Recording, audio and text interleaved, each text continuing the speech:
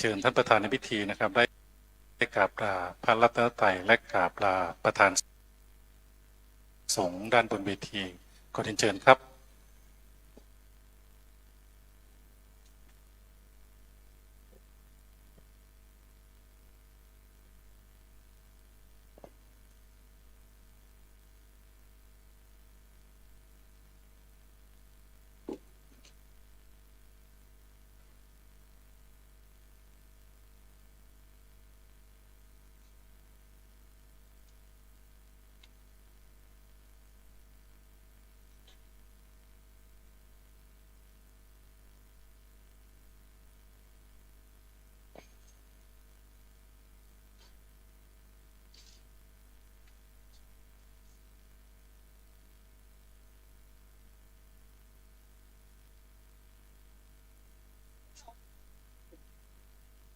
ที่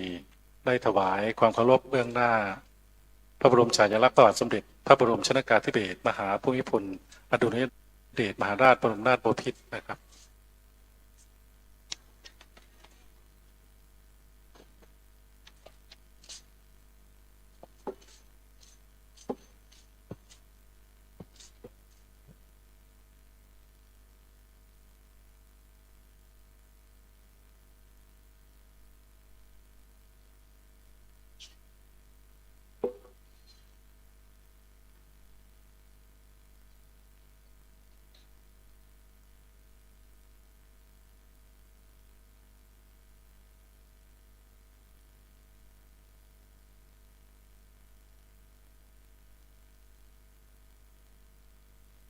ครับขอเรียนเชิญท่านประธานได้ถวายความเคารพเบื้องหน้าพระบรมฉายาลักษณ์พระบาทสมเด็จพระเจ้าอยู่หัวและพระฉายาลักษณ์สมเด็จพระนางเจ้าพระบรมราชินีเรียนเชิญครับ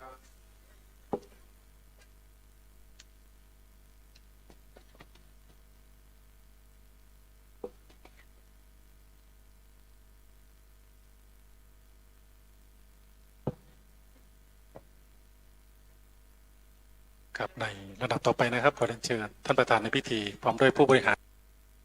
หัวหน้าส่วนราชการท่านผู้มีเกียรติทุกท่านนะครับได้ร่วมบันทึกภาพร่วมกันบริเวณด้านหน้าเวทีนะครับขอเรียนเชิญครับ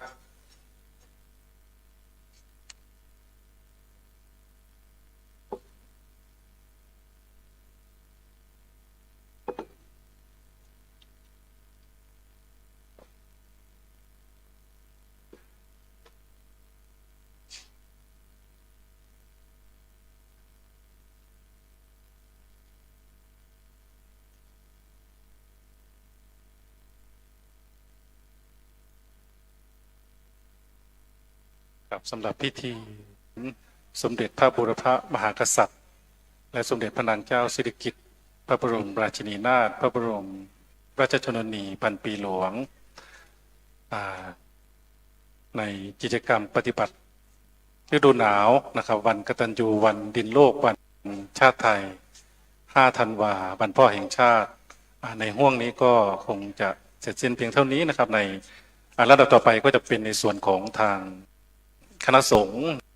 นะครับพระสงฆ์ท่านก็จะได้นำพุทธศาสนิกชนนะครับร่วมในการปฏิบัติธรรมฟังธรรมเทศนานะครับต่อไปนะครับก็ขอโอกาสนี้นะครับได้มอบส่งต่อนะครับพิธีกรในส่วนการปฏิบัติธรรมวัดนะครับอุ่นทวงศ์นะครับเป็นผู้ดำเนิน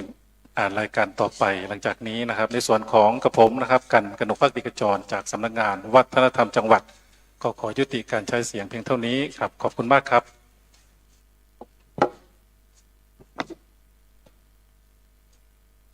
ครับขอบคุณนายกันกนกภักดีขจรนะครับนักวิชาการวัฒนธรรมชำนาญการสำนักงานวัฒนธรรมจังหวัดเลยนะครับที่ได้มาทำหน้าที่พิธีกรในพิธีการครั้งนี้นะครับกราบขอบพระคุณพระคุณเจ้า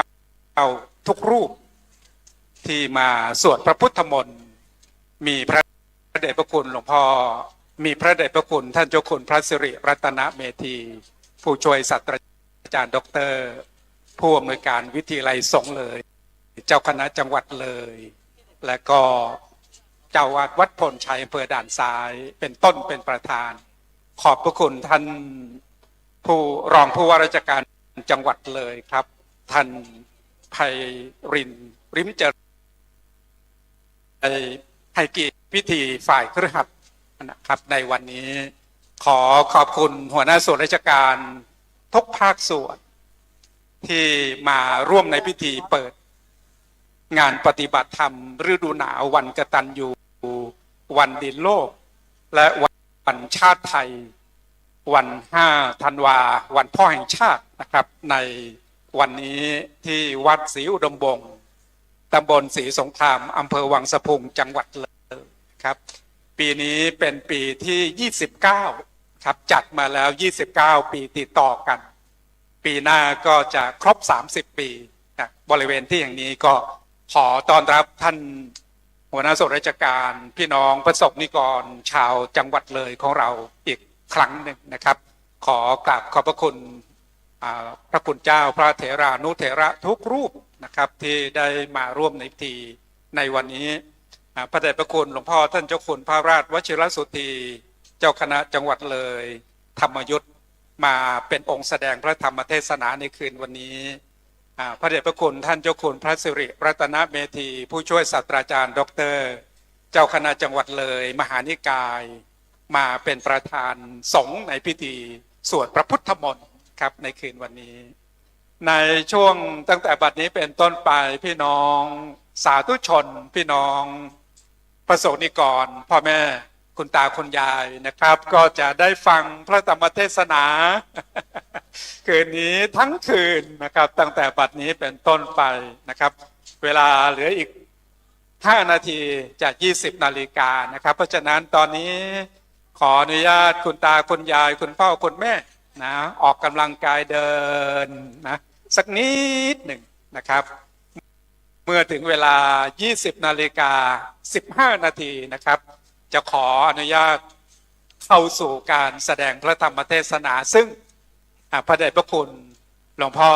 ท่านเจ้าคุณพระราชวชิรสุธีได้เป็นองค์แสดงนะครับเทศกันแรกไปเรียบร้อยแล้วนะครับก็จะเข้าสู่การฟังเทศตลอดคืนกันที่2ขอกราบนิมนต์ผู้ที่จะเมตตาเป็นองค์พระธรรมกถึกแสดงธรรมเป็นรูปที่2ครับท่านพระอาจารย์พระครูศรีธีราพรรองเจ้าคณะจังหวัดเลยวัดวารีสารผู้ดำเนินรายการธรรมะดีๆจากวัดวารีสารจะเป็นการแรกนะครับการแรกก็คือการที่2ของคืนวันนี้เพราะพระเดชพระคุณหลวงพ่อท่านเจ้าคุณพระราชวชิรสุธีได้เป็นองค์แสดงกันแรกไปเรียบร้อยแล้วนะครับขอขอบคุณท่านหัวหน้าส่วนราชการทุกส่วนขอขอบคุณพี่น้องประสบนิกรชาวจังหวัดเลยของเราทุกท่านทุกคนโดยเฉพาะอย่างยิ่งพี่น้องประสบนิกรชาวอำเภอวังสะพุงขอขอบคุณท่านนายกเทศมนตรีเมืองวังสะพุงทีมงานนะครับหัวหน้าส่วนราชการทุกภาคส่วนก่อนจะกลับก็แวะโรงทานก่อนนะครับวันนี้มีโรงทานมาบริการตั้งแต่กลางวันตั้งแต่บ่ายๆนะก็พูดถึงว่ามีรายชื่อโรงทานไหนบ้างนี่นำรายชื่อที่เดินทางมาร่วมในพิธีนะครับในคืนวันนี้แล้วก็ขณะนี้ที่ Facebook Live ของวัดป่าจริยธรรมวัดศรีอุดมวงศ์นะก็ธรรมะอากาลิโกขึ้นบัญชีนะครับที่ท่านผู้ฟังพี่น้องสาธุชนที่กำลังชมการถ่ายทอดสดอยู่ในขณะนี้อยากจะร่วมทำบุญจัดงานที่นะเป็นสิ่งที่แสดงออกซึ่งความจงรักภักดีต่อสถาบันชาติพระพุทธศาสนาและพระมหากษัตริย์3 เสาหลักที่เรานะครับเห็นว่าถือว่ามีความสำคัญต่อความมั่นคงของประเทศชาติบ้านเมืองเราก็ครับก็ ธนาคารกรุงไทยหมายเลข 403-196-3777 นะครับ 403-196-3777 นะครับ 3777 ลงท้ายด้วยเลข73 ตัวนะครับแล้วก็วันตักบาตรพระสงฆ์นะครับซึ่งส่วนราชการต่างๆในอำเภอนาด้วงขออภัยครับอำเภอวังสะพุงของเราจะมา จะมาใส่บาตรกันที่บริเวณนี้แหละนะขอเชิญทุกท่านพี่น้องชาวอำเภอวังสะพุงเรานะครับทุกท่านทุกคนมาร่วมทำบุญตักบาตรคณะสงฆ์หมู่ใหญ่ถามว่าพระที่1ที่ผ่านมาจนถึงวันที่10 ธันวาคมนี้ที่วัดศรีอุดมวงศ์มีการประพฤติวุฒานวิธีนะครับก็คือการอยู่ปริวาสกรรมของคณะสงฆ์มีทั้งอาจารย์กรรมและพระลูกกรรมอยู่ที่วัดศรีรวมวงศ์ขณะนี้30 กว่ารูปแล้วนะครับเสร็จแล้วก็มีพระเถรานุเถระจากวัดป่าอารามต่างๆมารับได้เตรียมสถานที่ไว้เรียบร้อยแล้วนะครับเตรียมสถานที่ไว้เรียบร้อยแล้วพร้อมที่จะทำการแสดงไม่ใช่แสดงหมอลำนะครับ งานนี้เป็นงานฉลองด้วยธรรมะนะฉลองด้วยข้อคิดฉลองด้วยคุณงามความดีนะแสดงธรรมนะครับไม่ใช่แสดงหมอลำแสดงธรรมนะครับการแรกตอนนี้ท่านพระอาจารย์พระครูศรีธีรพรกับขออนุญาตอาจารย์พระครูนิมนต์ใช้ไม้ต่อนิดหนึ่งโยมไปถ่ายรูปสักนิดหนึ่งญาติโยมเข้าห้องน้ำด้านข้างเด้อโยมเด้อโยมใกล้ๆด้านข้างก็มีเนี่ยไม่ต้องไปไกลเด้อนิมนต์พระคุณเจ้าไปเข้าห้องน้ำแล้วก็ขึ้นมาฟังธรรมนะครับพระลูกกรรมอาจารย์กรรม3 ทุ่มเราบอกวัดนะครับหลวงพ่อพระครูศรีธีรพรลงแล้วเราก็บอกวัดสมาทานวัดบอกวัดสมาทานวัดบอกวัดแล้วก็จะมีครูบาอาจารย์มาเทศก็ต้องบอกพระอาคันตุกะอาคันตุกะวันนั้นก็อาจารย์ด็อกเตอร์แอลมาอย่างให้แกมาบอกวัดกันได้พอดีพระคุณช่วงพระคุณศรีเทศก็ให้มาบอกวัดเดี๋ยวบอกครั้งหนึ่งก็คือตี 4เวลาปกติพระคุณเจ้าเวลาปกติเหมือนเราอยู่ปริวาส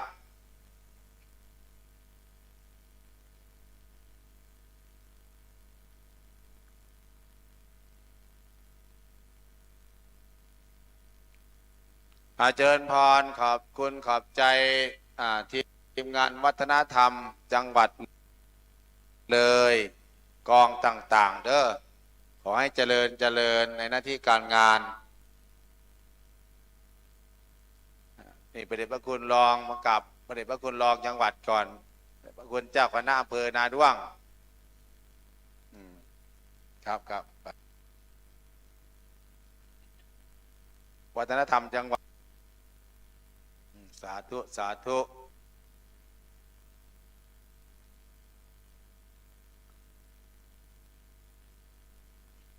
เครือข่ายเยอะนี่มาแค่หน่อยๆหรอกสาธุอย่าดร.แอลก็มาอยู่คือนักเทศจังหวัดเลยนี่มาหมดหัวหน้าใหญ่คือพระเดชพระคุณหลวงพ่อวัดเลยหลวงไงแล้วสาธุฝ่ายเผยแผ่ญาติโยมเด้อพระคุณเจ้าพระลูกกรรมนะครับช่วงทยอยขึ้นมาเรื่อยๆนะครับ3 ทุ่มพอพระเดชพระคุณเทศเสร็จก็คือบอกวัดเลยบางทีไม่ได้ตีระฆังนะครับต้องรู้จักเวลาเสิร์ฟเลยนะเสิร์ฟไปเลยเสิร์ฟน้ำเต้าหู้ใครไม่ออก ใครจะนั่งโชฟาก็นั่งได้เด้อฝั่งนี้เนี่ยโชฟาตัวละ5-6 พันเด้อนั่ง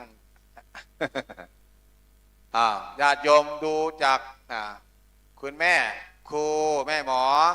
มานั่งโชฟาฝั่งนี้เด้อเทียนไม่ต้องดับนะโยมนะเทียนให้เขาดับไปเองเลยนี่แหละจุดแสงเทียนส่องธรรมแสงเทียนส่องธรรมอาราธนาธรรมเด้อพระมาจาโลกาใครจะโลกาไม่ออกห้องน้ำซ้ายมือก็เข้าได้ขวามือก็เข้าได้เด้อต่อไปจะเข้าขวาเข้าซ้ายเลยเดี๋ยว3 ทุ่มบอกวัดใครจะเป็นการแรกคือพระครูศรีธีรพรรองเจ้าหน้าที่จังหวัดเลยแล้วก็เป็นประธานฝ่ายเผยแผ่เป็นรองจังหวัดด้วยแล้วก็พระครูปริยัติปัญญาวุฒิจากคณะอำเภอด่านซ้ายมาแล้วแล้วก็พระครู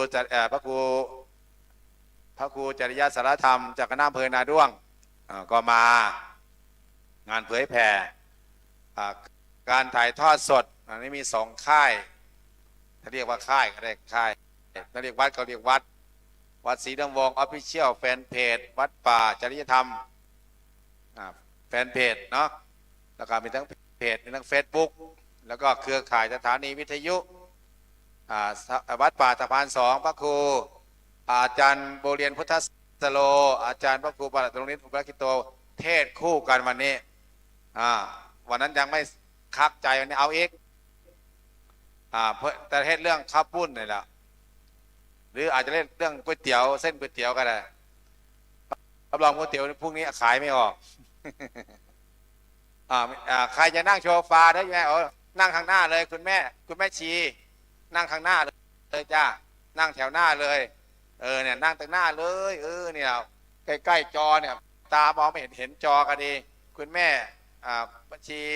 ผาใหญ่นั่งหน้าเลยคุณแม่นางกลับไปยังแม่นางขันพิทักษ์ศรีอิงคารมานั่งข้างหน้าเด้อเนี่ยมานั่งนี่เนี่ยแล้วเอานั่งหน้าเลยแม่สิริมานั่งหน้าเลยเนี่ยแม่ชีเนี่ยแล้วเทียนไม่ต้องดับจะให้เขาดับเองเด้อเขาจะดับเองหรอกเทียนน่ะประมาณเที่ยงคืนก็จะดับเจริญพรเทียนไม่ต้องดับให้เขาดับเองเด้อพรุ่งนี้ค่อยเก็บกันเที่ยงคืนค่อยเก็บ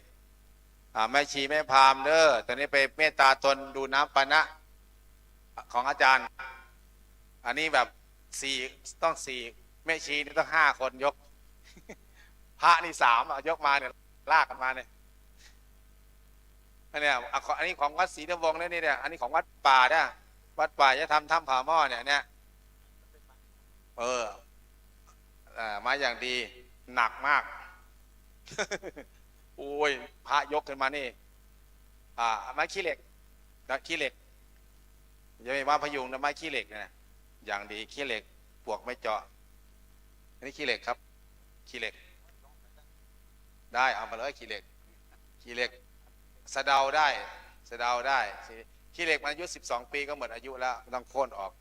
มันจะเป็นพงเป็นอะไรต่างล้มปุ๊บ12 14 20ก็พอดีถ้าเกินนั้นมันจะละลายไปเองใครจะนั่งโชว์ป่าเด้อเนี่ยมานั่งให้วัดป่าเนี่ยวัดป่าจะให้ทำเนี่ย2 ตัวเนี่ยของวัดป่าได้น่ะมานั่งข้างหน้าเนี่ยแม่นั่งพิงอย่างดีเลยเดี๋ยวพระครูศรีก็จะเอาไปถวายไปที่ลานธรรม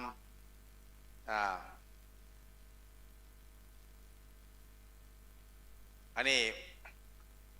ไม้ป่ามันโค่นเองญาติโยมอยู่ข้างหน้าแม่มาเด้อมานั่งโชฟาเด้อแม่เด้อมานั่งโชฟา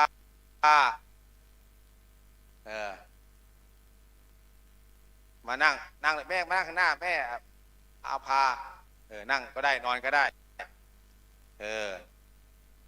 เนี่ยอาวุโสเจริญพรข้างหลังเด้อแม่อยู่ข้างหลังน่ะเจริญพรเข้ามาเลยเดี๋ยวเวลาเพื่อจะได้ขึ้นเทศจะได้บอกพระจะได้บอกวัดตามเวลา3 ทุ่มพระคุณเจ้านะครับลูกกรรมก็ขึ้นไปเลยขึ้นไปฟังเทศพระเถระผู้ใหญ่เด้อ นิมนต์เลยนะครับนิมนต์3 ทุ่มนิดหน่อยจะบอกวัด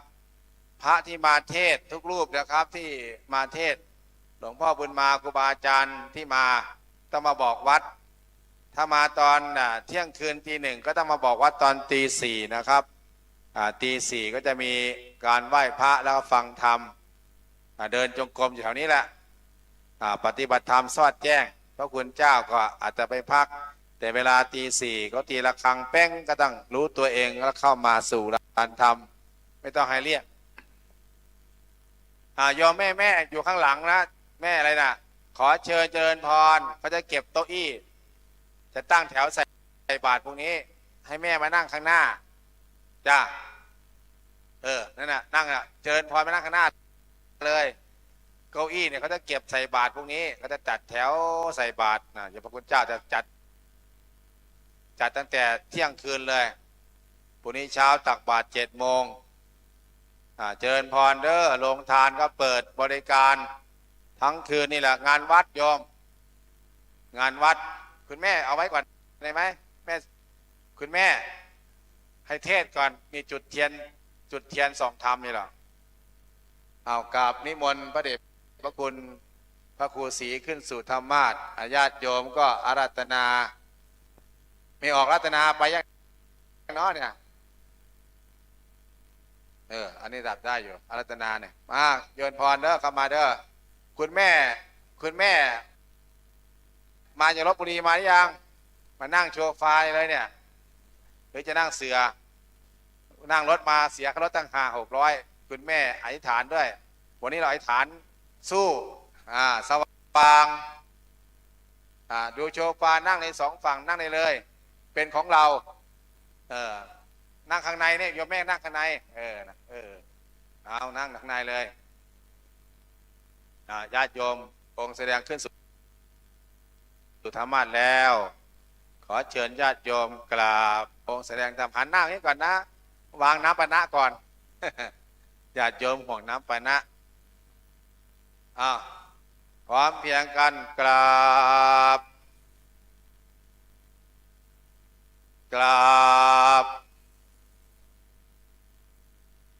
อาราธนาธรรมพร้อมกันไม่ชีพระมาจาโลกาปฏิสัมปติกาตอันนาทิวารังอาญาจัตถาสันติตาสัน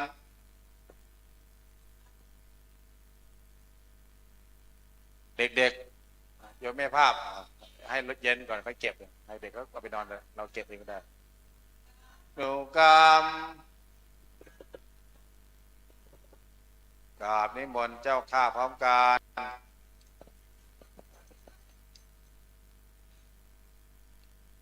นะโมตัสสะภะคะวะโตอะระหะโตสัมมาสัมพุทธัสสะนะโมตัสสะภะคะวะโตอะระหะโตสัมมาสัมพุทธัสสะนะโมตัสสะภะคะวะโตอะระหะโตสัมมาสัมพุทธัสสะภูมิเวสัพปุริสานังกตัญญูกตเวทิตาติขอความนอบน้อมจงมีแด่พระรัตนตรัยอันเป็นที่พึ่งเคารพสูงสุดของเทวดาและมนุษย์ทั้งหลายด้วยเสียงกล้าวถวายความเคารพพระเถรานุเถระขอโอกาสคณะสงฆ์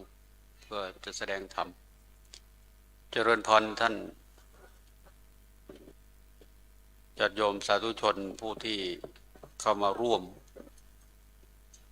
งานปฏิบัติธรรมวันที่5 ธันวาเดิมทีเดียวเป็นวันคล้ายวันพระราชสมภพ พระบาทสมเด็จพระชนกาธิเบศรมหาภูมิพลอดุลยเดชบรมราชบพิตรแม้ว่าพระองค์จะสวรรคตไปแล้ว แต่ด้วยพระบารมีอันแผ่ไพศาลวันที่5 ธันวากลายมาเป็นวันชาติ เป็นวันพ่อแห่งชาติ หรือที่ท่านพระอาจารย์พระครูผู้เป็นเจ้างานโดยตรงตั้งชื่อว่าวันกตัญญูวันดินโลกวันเกษตรโลกเพื่อน้อมลำลึกนึกถึงพระมหากรุณาธิคุณที่พระองค์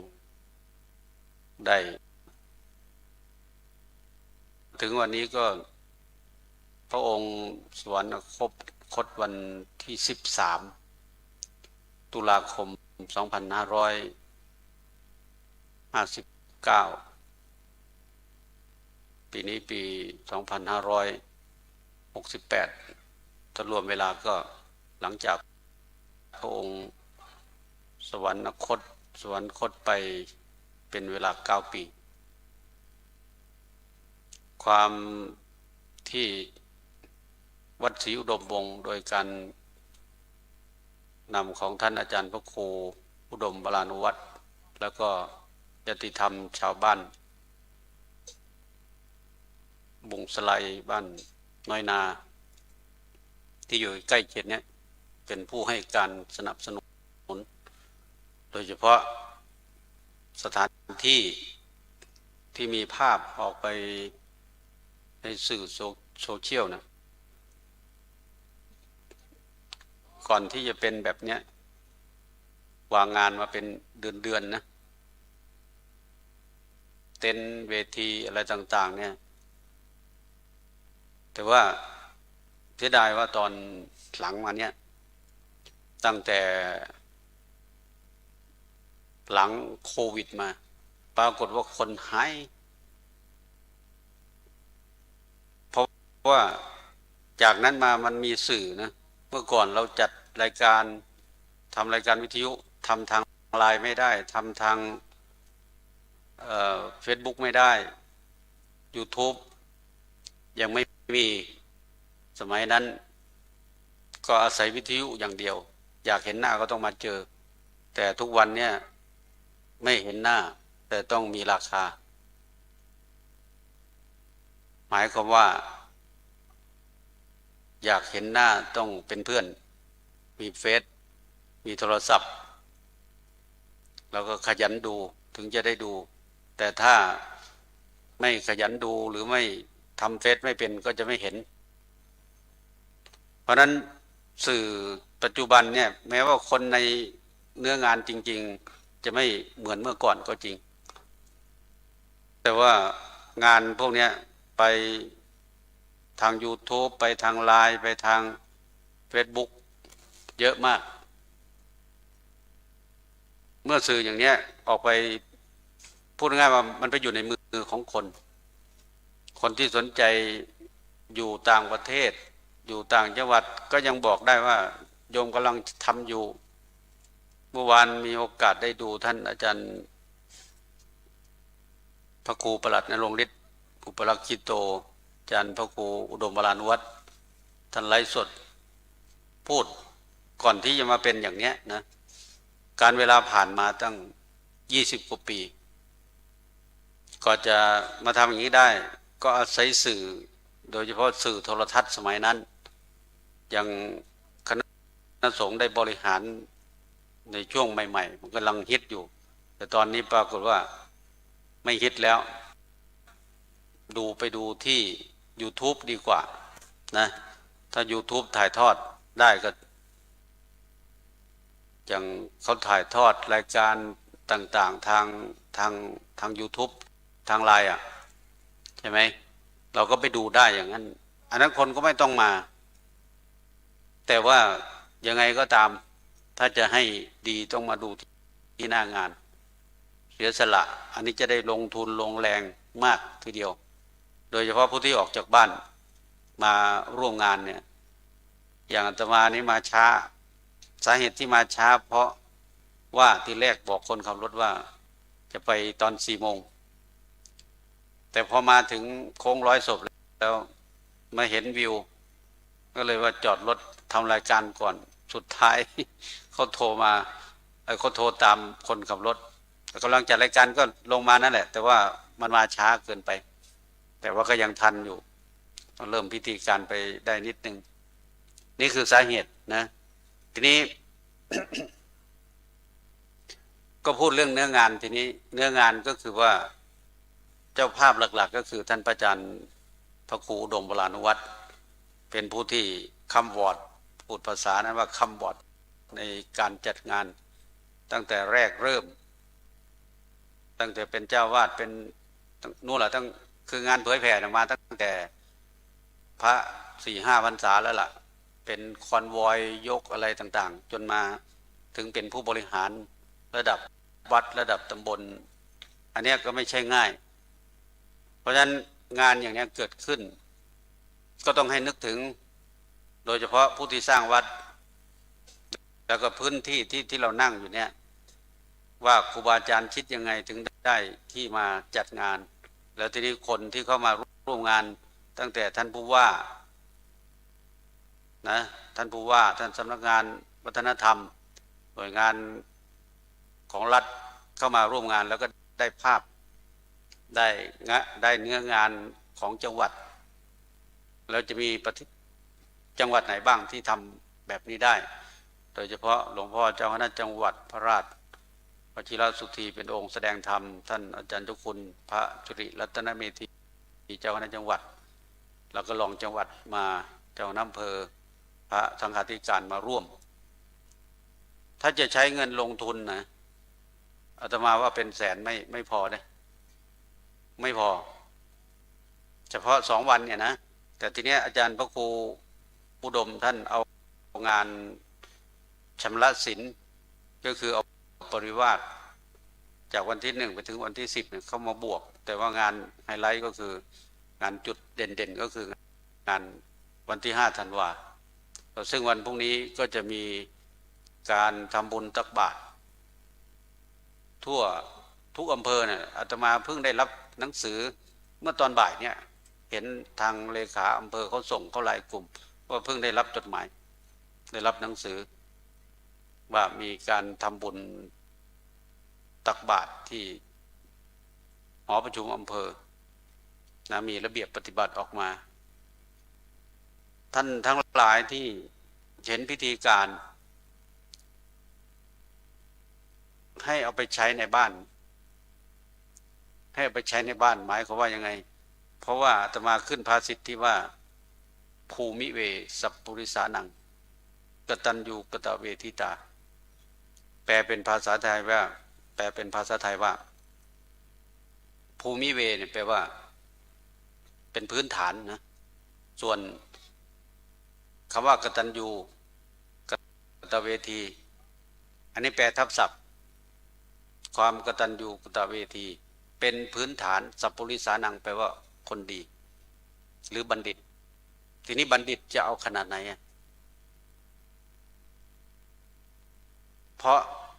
ถ้าพูดถึงเรื่องความกตัญญูทุกวันนี้มันกำลังจะจางหายไปพอดีที่วัดที่บ้าน2 หมู่บ้านมันตายซ้อนกันตายวันเดียวกัน2 คนแล้ววันต่อมาตายอีกก็เลยเผาศพแล้วก็เลยมาที่เนี่ยทีนี้เมื่อเช้าไปก็เลยไปเห็นคลิปหนึ่งฟังแล้วน่าตกใจมากโดยเฉพาะผู้ใดเป็นแม่ระวังไว้ไปมีเรื่องกับลูกเขยยุ่งยากเลยเจ้า ไปตักบาตรแล้วก็เลยนึกถึงคลิปเนี้ยว่าพระพุทธเจ้าสอนว่าในครอบครัวนะ ให้เป็นคนกตัญญูก็เลยพูดนี้ทีนี้ก็เลยไปเห็นคลิปก็เลยเอามาเล่าให้ฟังว่ามีลูกเขยลูกสาวนะพูดนะ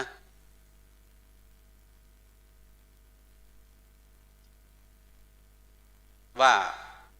แม่ยายไปพูดให้ลูกเขยไม่พอใจทีนี้ลูกเขยก็โกรธพอโกรธก็ไม่ถูกกันในบ้านทีนี้พอไม่ถูกใจผู้เป็นลูกสาวก็ไม่สบายใจจะทำยังไงแต่ว่าเขาพูดในคลิปว่าถ้ามันหนักถึงกับจะหย่ากันถ้าภรรยากับสามีหย่ากันเนี่ยมันจะเป็นเรื่องใหญ่ทีนี้ก็เลยมาคิดว่าถ้าตอนนี้แม่แก่แล้วแม่จะอยู่กับเราอีกไม่นานเขาคิดอย่างนี้นะแต่ว่าเราจะอยู่กับสามีนี้ไปอีกนานถ้าอย่างนั้นจะต้องเอาแม่ออกจากบ้านถ้าทางการเขาสร้างอย่าลืมนะปัญหาจะเกิดแน่นอนเพราะตอนนี้มันอยู่ข้างในบ้านพักคนชราเนี่ยหรือบ้านสังคมสงเคราะห์เนี่ยระวังเอาไว้นะจะไปผิดกับลูกเขยบ่ได้ย้ายเขาสิคิดจังซั่นช่วยเลย ว่าอีแม่สิตายเร็วพะนะอีแม่เฒ่าปานเพิ่นสิได้อยู่กับผัวเพิ่นโดนๆดีบ่เดียวแม่ออกจากบ้านผัวสิบ่ตายป่าซะบ่บัดมันไม่แน่นะไอ้ที่เผาวันนี้ก็ไม่ได้แน่ดอกก็อายุ70กว่าก็ไปอยู่ไร่นะว่าแข็งแรงตัดต้นไม้ตัดอะไรตัดฟืนเผาถ่านสุดท้ายไปขี่รถมอเตอร์ไซค์ยังไงไม่รู้คว่ำลูกสาวโทรไปไม่ได้รับทีนี้ก็เกรงว่าจะมีอันตรายก็เลยออกไปดูปรากฏว่าลูกสาวเล่าว่ามันคล้ายๆกับว่ามีเสียงบอกว่าอยู่นี่อย่างนี้นะทีนี้ก็เดินไปตามไปดูไปเห็นมอเตอร์ไซค์เห็นคนนั้นอาตมาขึ้นไปรดน้ำศพโอ้โหดีปั๊มเลยดำปี้หน้าข้อหักบ่ได้ป่วยเด้เพราะฉะนั้นอย่าคิดว่าบัดย่ำด่ากันนะว่ากูบ่ป่วยกูบ่ตายผมว่าซะเด้มันบ่ฮู้จักหม่องตายพวกนี้เนาะเกิดมาโดนซื่อๆบ่ฮู้จักหม่องตายหม่องตายอยู่ไสยายหม่องตายบ่แม่นเขาบอกให้พระครูศรีเด้พระครูศรีไปหาหม่องตายอีกแล้วไปจัดรายการอยู่อันโค้งร้อยศพซั่นว่า มองตายมันก็อยู่ลมหายใจเนาะลมหายใจหมดก็ตายทันแล้วบ่ได้ป่วยได้ไข้เด้พระก็ดีโยมก็ตามนะตายเบิดสันขาดลมหายใจเนี่ยใจขาดตายโลดว่าซั่นนะทีนี้ที่พูดที่เล่าเรื่องตรงนี้ให้ฟังก็คือว่าความกตัญญูเนี่ยมันจะเริ่มที่ไหนท่านไล่ให้ท่านทั้งหลายได้ฟังง่ายๆเพื่อจะให้เข้าใจเพราะว่าพื้นฐานของความสุขอยู่ที่ครอบครัวก็คือพ่อแม่ลูกอันนี้คือ3หลักในครอบครัวนะถ้าใครยังมีแค่2มีแค่ผัวแค่เมียเนี่ยคนที่จะมาสืบทอดคือลูกถ้าไม่มีลูกจะมีเงินยังไงก็ตามคนแต่งงานจะไม่มีความสุขเพราะคนที่แต่งงานคืออยากได้ลูกมาสืบทอดมรดกที่ตัวเองหาไว้จะน้อยจะมากก็ตามอันนี้คืออันแรกอันที่2ที่คนที่จะมีคุณต่อเราก็คือพ่อแม่นี่แหละอันนี้เอาตามรายละเอียดก่อนตามอันนั้นก่อนครูอาจารย์เอาละพระพุทธเจ้าถึงพระองค์จะบอกว่าพ่อแม่เป็นครูคนแรกก็จริงแต่ว่าคนที่จะให้อ่านออกเขียนได้เรียนหนังสือเก่งภาษาต่างๆเก่งวิชาการต่างๆเนี่ยต้องอาศัยครูผู้ให้การฝึกสอนต่อจากนั้นจากสถาบันชาติก็คือมีพระมหากษัตริย์ เป็นผู้ปกครองของแว่นแคว้นอันนี้เป็นประเทศส่วนผู้เป็นบรมครูของโลกคือพระพุทธเจ้าที่พวกญาติโยมได้สวดอยู่คำหนึ่งคืออะไรสัทธาเทวมนุษย์สานังเป็นครูผู้สอนของเทวดาและมนุษย์ทั้งหลายแต่ทีนี้เราจะทำความกตัญญูยังไงในบุคคลทั้งสี่คนนี้มีพ่อแม่มีครูอาจารย์มีพระมหากษัตริย์มีพระพุทธเจ้านะคนวันหนึ่งไปนอน ไปนอนฟังอาจารย์สมภพพูดเรื่องสวรรค์สร้างที่นิสัยไม่ใช่ตัวเงินแล้วก็พูดเรื่องความคืออดีตพระพุทธเจ้านั่นแหละในจริยวัตรพระโพธิสัตว์ไปอุปถากพ่อแม่ท่านพูดถึงว่าคนผู้ เกิดมาจากพรหมโลกจะไม่มีจิตใจเอ็นเอียงไปทางของเรือนจะเป็นผู้ชายก็ตามเป็นผู้หญิงก็ตามใจมีฝักใฝ่แต่เรื่องจะไปประพฤติพรหมจรรย์ท่านทั้งหลายน่าจะได้ยินเนาะน่าจะเคยได้ยินว่าครอบครัวของท่านมีพ่อมีแม่ทีนี้พ่อแม่ก็อยากจะให้ลูกชายแต่งงานลูกชายก็บอกว่าแม่อย่าพูดอย่างนั้นใจฉันเนี่ยคิดจะดูแลพ่อแม่จนพ่อแม่จะแก่ชราหรือตายไปแล้วก็จะออกบวชคิดอย่างเงี้ยแล้วก็ไปคุยกับน้องชายอีกน้องชายก็คิดเหมือนกันไม่อยากจะออกบวชสุดไม่อยากจะครองเรือนแต่ว่าผู้เป็นพ่อเป็นแม่เนี่ยอยากจะให้ลูกสืบมรดกแต่อย่าลืมนะทีเนี้ยสมัยนั้นเนี่ยที่มันยังไม่มีพุทธศาสนาเนี่ยตอนนั้นท่านยังบำเพ็ญพระโพธิสัตว์อยู่ก็เอาทรัพย์สมบัติที่มีเนี่ยไปบริจาคไปทำแม่นบ้านเฮ้าคู่เมืองนี่ว่าเอาไปทูลเก่าถวายพระราชาตัวเองทั้งพ่อทั้งแม่เมื่อเห็นความพยายามแล้วมันไม่สำเร็จว่าลูกทั้งสองเนี่ยมีใจเอ็นเอียงไปทางที่จะถือบวชก็เลยคิดเช่นนั้นก็เลยว่าถ้างั้นก็ออกบวชด้วยกันทั้งหมดเลยก็ปรากฏว่าไปอยู่ป่าทีนี้ก็ฤาษีสองคนเนี่ยผู้เป็นพี่นี่ก็ปฏิบัติธรรมจนสามารถเหาะได้เหาะไปไหนมาไหนได้แล้วทีนี้ก็สองคนนี่ก็อุปถากพ่อแม่แต่ว่าน้องชายก็อยากจะได้บุญเหมือนพี่ชายแต่ว่าตัวเองไม่มีฤทธิ์ก็รีบวิ่งไปหาผลไม้ที่มันสุกบ้างไม่สุกบ้างมาให้แม่กินส่วนพี่ชายก็บอกว่าอย่าไปทำอย่างนั้นเดี๋ยวแม่จะอายุไม่ยืนพ่อจะอายุไม่ยืนต้องหาลูกที่มันสุกมีรสหวานอร่อยมาให้พ่อแม่กินมันถึงจะดีทีนี้น้องชายก็กลัวว่าจะไม่ได้บุญสุดท้ายเมื่อมันไม่เชื่อฟังพี่ชายนี่ก็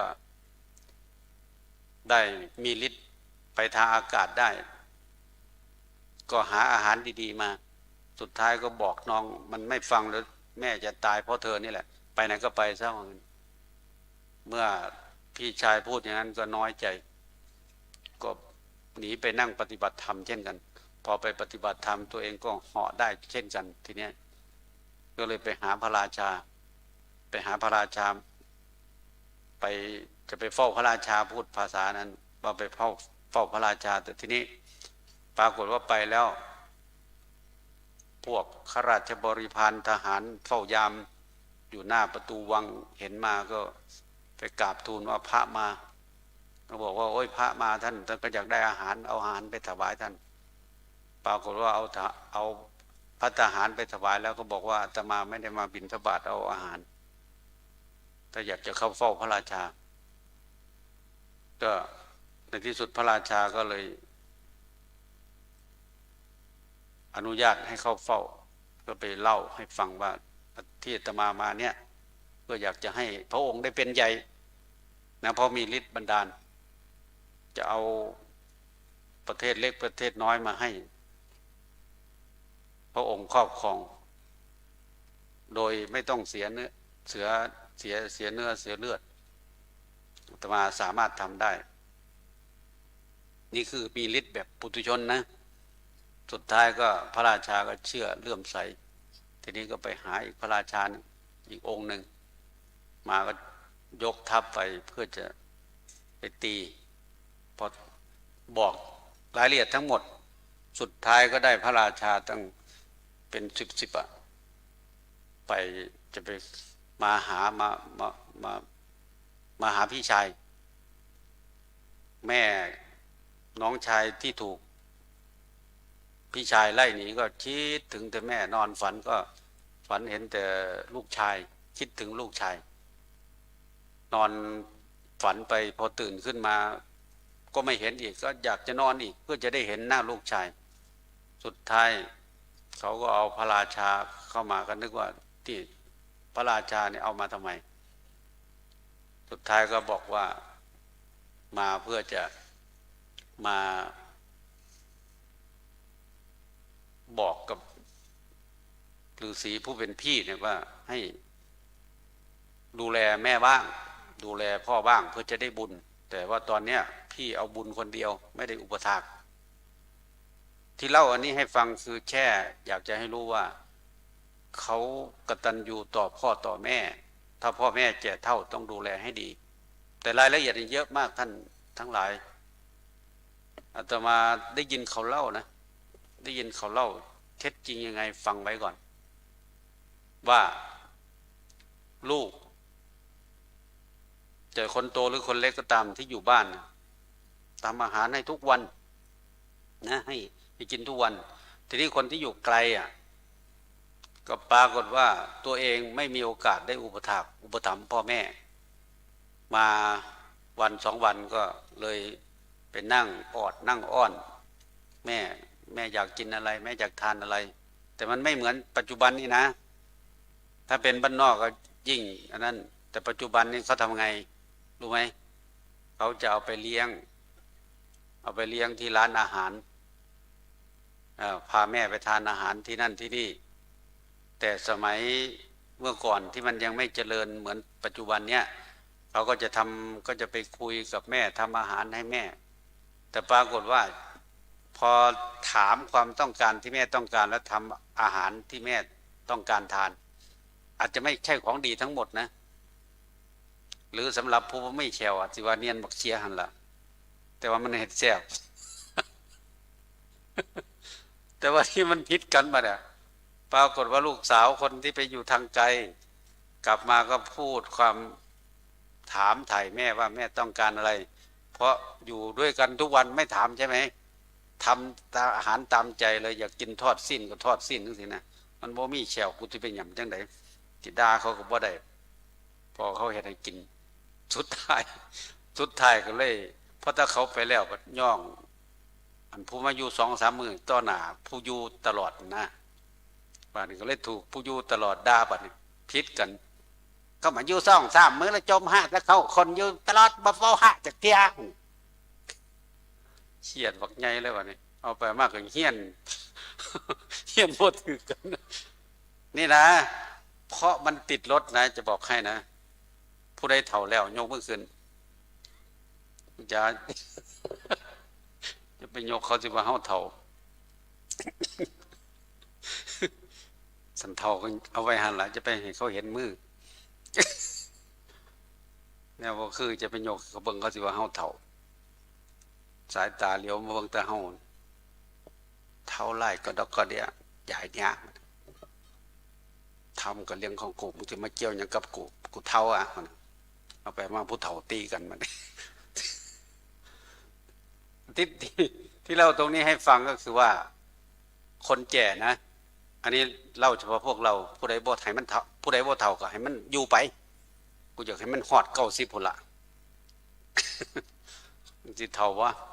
ทีเนี้ยที่เล่าอย่างนี้ก็คืออยากฝากคนที่เป็นลูกที่อยู่ในครอบครัวเนี่ยนะหนึ่งผัก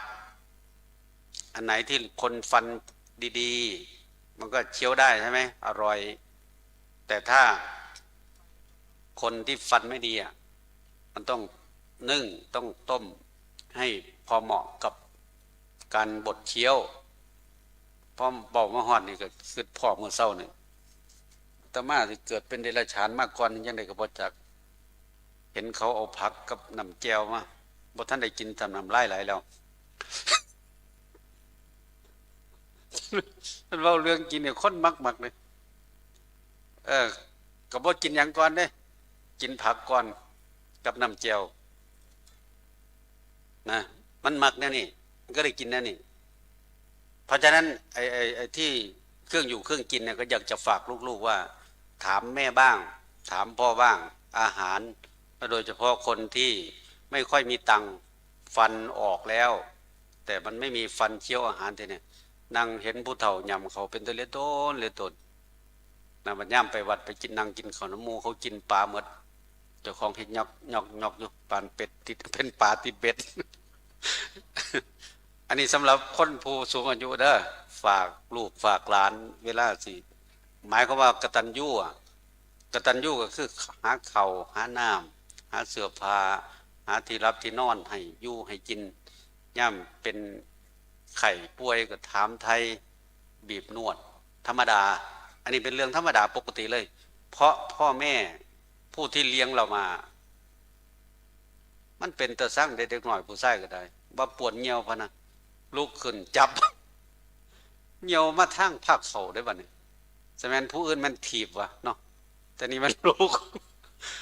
มันเลยเฮ็ดมันเลยเป็นหน้าหักไปเลยนะแม่กับพ่อแม่หาลังเทือกำลังกินข้าวอยู่ลูกบ่ทายจังซี่นะแต่ยังคู่มือก็ยังใครแน่มันมีแพมเพิร์สอันสมัยก่อนเนี่ยโอ้ยบ่ได้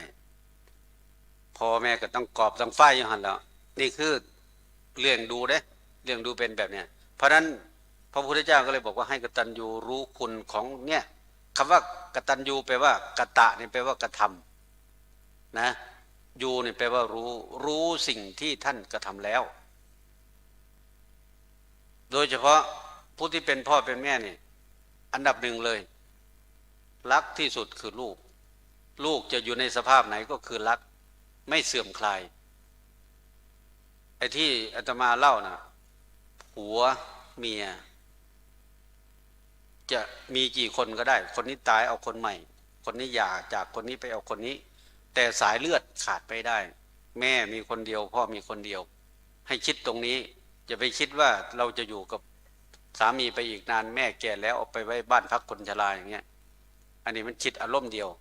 ขนาดเพิ่นสวดมาติกาเพิ่นยังบอกว่าตีตาละมนังวาอนาคตาละมนังวาปัจจุปันนังวามึงสิมาวายังหนีมันบ่คิดอารมณ์มันคิดถึงแต่ปัจจุบันว่าผัวมันยังหนุ่มมึงสินะมันบ่คิดว่าสันต่อไปผัวเฒ่าเฮาเฒ่าแล้วเขาป่าเฮาไปเอาปืนเฮาสิอยู่กับไผบ่คิดเด้อย่าลืมนะลูก5 คน6 คนมันก็ป่าได้มันเป็นหยังได้ยินเขาเราว่าอายุ70สิไปขอยากับเมียเคยได้ยินบ่อยู่ในเฟซน่ะแต่บัดนี้หมู่ลูกสาวนี่ก็ว่าอีพ่อนี่ไปมีเมียน้อยถือเมียน้อยกอมหัวถูกเมียน้อยปั้นหัวว่าซั่นว่าอยู่จังซี่ล่ะว่าซั่นบ่กูสิปะกูสิยาบัดนี้เขาก็ว่าหมู่ลูกก็ว่าหลวงพ่ออีพ่อนี่เป็นอัลไซเมอร์ว่าซั่นว่าก็เลยพาไปหาหมอก็เลยเช็คเบิ่งว่าคุณตาเกิดวันที่เท่าไหร่นะเกิดเดือนอะไรเกิดพศอะไรตอนนี้อายุเท่าไหร่เมื่อเช้ากินข้าวกับอะไรถามเรื่องสติสัมปชัญญะว่าสมบูรณ์ไหมหมอก็บอกว่าไม่เป็นอะไรแต่นี้เขาก็เลยบอกเขาเลยถามว่าทำไมถึงอยากจะหย่าร้างคุณตานี่ก็บอกความในใจ ว่าสาเหตุที่อยากจะหย่าร้าง เพราะมันละเมิดของความเป็นคน ใครละเมิดคนนอนข้างๆว่างั้น ที่กินเขามันก็บ่เอิญเงาเงินก็เป็นคนหาให้เฮียนเฮาก็เป็นคนสร้างให้บัดกินเขาบ่เอิญเฮาบ่สนใจเฮาเลยพะนะอันนี้คือละเมิดของความเป็นคน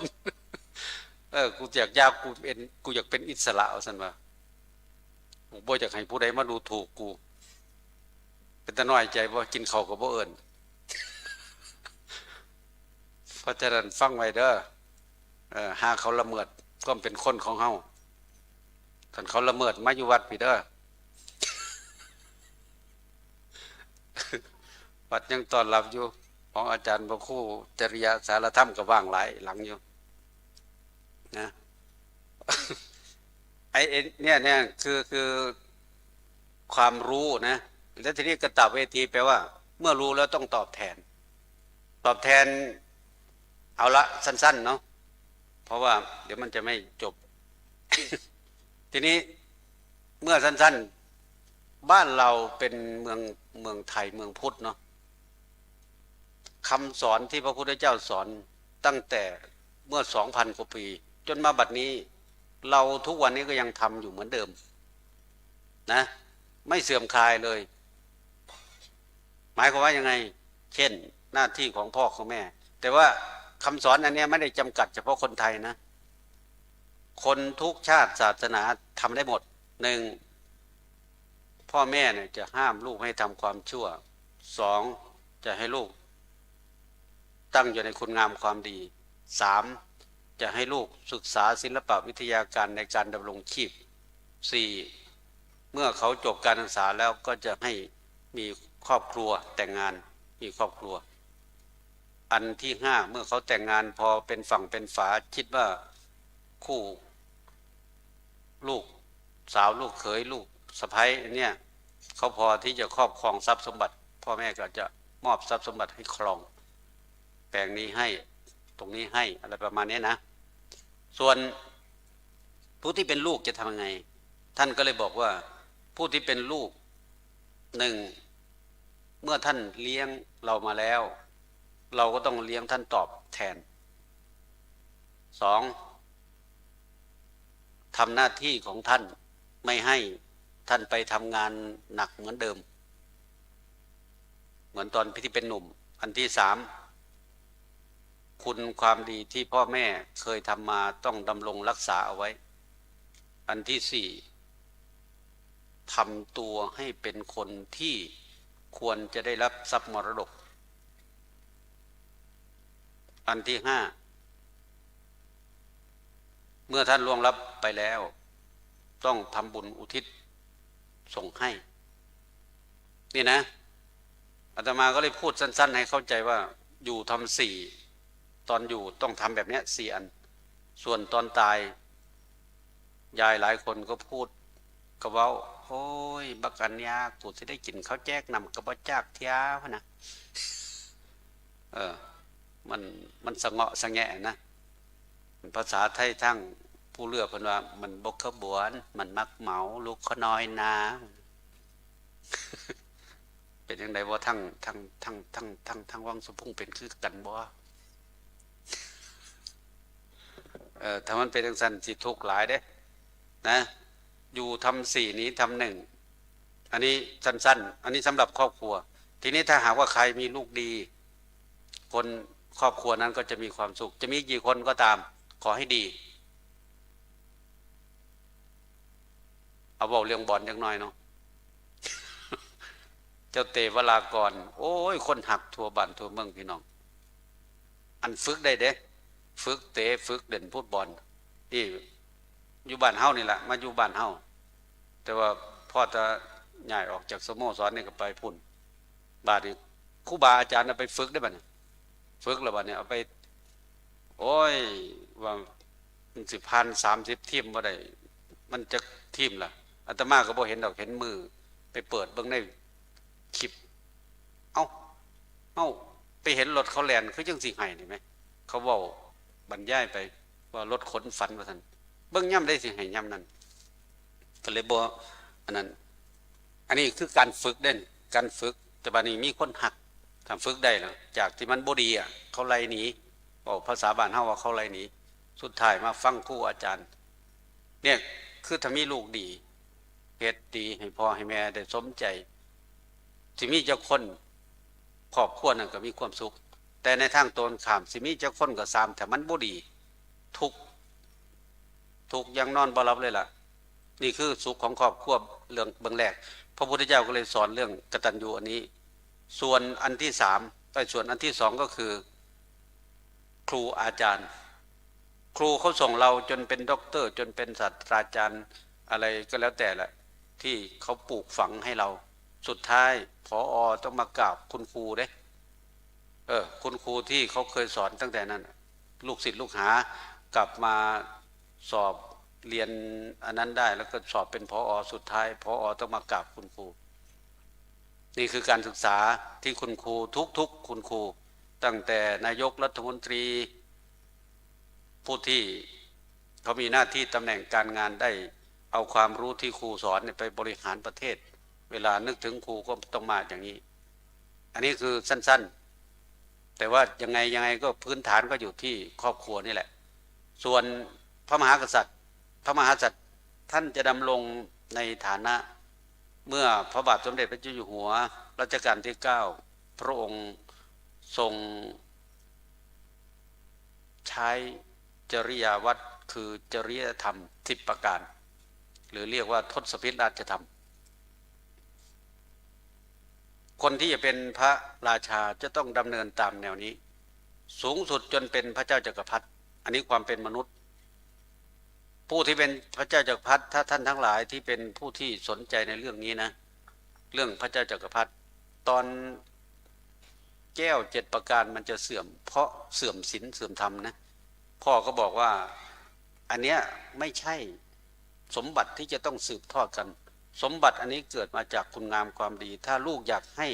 แก้ว7ประการยังคงอยู่ต้องรักษาอุโบสถศีลในวันพระ8ค่ำ15ค่ำ14ค่ำลูกก็ไปทำตามสุดท้ายมันไม่ได้เจริญรอยตามปรากฏว่าแก้ว7ประการหายจ้อยเลยทีนี้เพราะฉะนั้นที่อาตมาพูดอยู่บ่อยๆหลายครั้งว่าพระพุทธเจ้าบอกว่าถ้ากายกรรมตรงวจีกรรมตรงมโนกรรมตรงการไปก็ตรงเมื่อการไปตรงการเกิดก็ตรงเมื่อการเกิดตรงเขาจะมีคติเป็น1เอกันตะสุขาสุขโดยส่วนเดียวคือเป็นเทวดาต่ำลงมาคือเป็นคนเกิดในตระกูลสูงคือขัตติยมหาศาละเกิดในตระกูลกษัตริย์ผู้มหาศาลพราหมณมหาศาละเกิดในตระกูลพราหมณ์ผู้มหาศาลขหปฏิมหาศาละต่ำจากนั้นลงมาเกิดเป็นเศรษฐีผู้มหาศาลนี่เพราะบุญเท่านั้นถึงได้เป็นพระราชาแต่พวกเราเนี่ยผู้ที่เจริญรอยตามพระบาทสมเด็จพระเจ้าอยู่หัวความกษัตริย์ผู้กตัญญูท่านลองไปอ่านดูคำสอนของพ่อที่มันคนจำที่สุดก็คือในหลวงตรัสเรื่องว่าในโลกเนี้ยมันมีทั้งคนดีและคนไม่ดีการจะให้บ้านเมืองเป็นปกติสุขไม่ใช่ทำให้คนทุกคนเป็นคนดีแต่ทำให้คนดีมีอำนาจปกครองควบคุมคนไม่ดีไม่ให้มีอำนาจเพื่อไม่ให้ก่อความเดือดร้อนเมื่อก่อนที่จะมาที่เนี่ยไปเผาศพกลับมาเปิดดูเขาแถลงข่าวว่าเขาจับพวกลูกแอ้ยึดเงินได้10,000 ล้านแต่เงินพวกนี้ที่เขาทำสแกมเมอร์เนี่ยปีหนึ่งเป็นแสนล้านถ้าเกิดว่าเนี่ยต่อไปเขาออกมาซื้อพวกเราหัวละ1,000 บาทจะใช้เงินกี่ร้อยล้านประชาชนคนที่ลงออกเสียงได้เนี่ยมีเท่าไหร่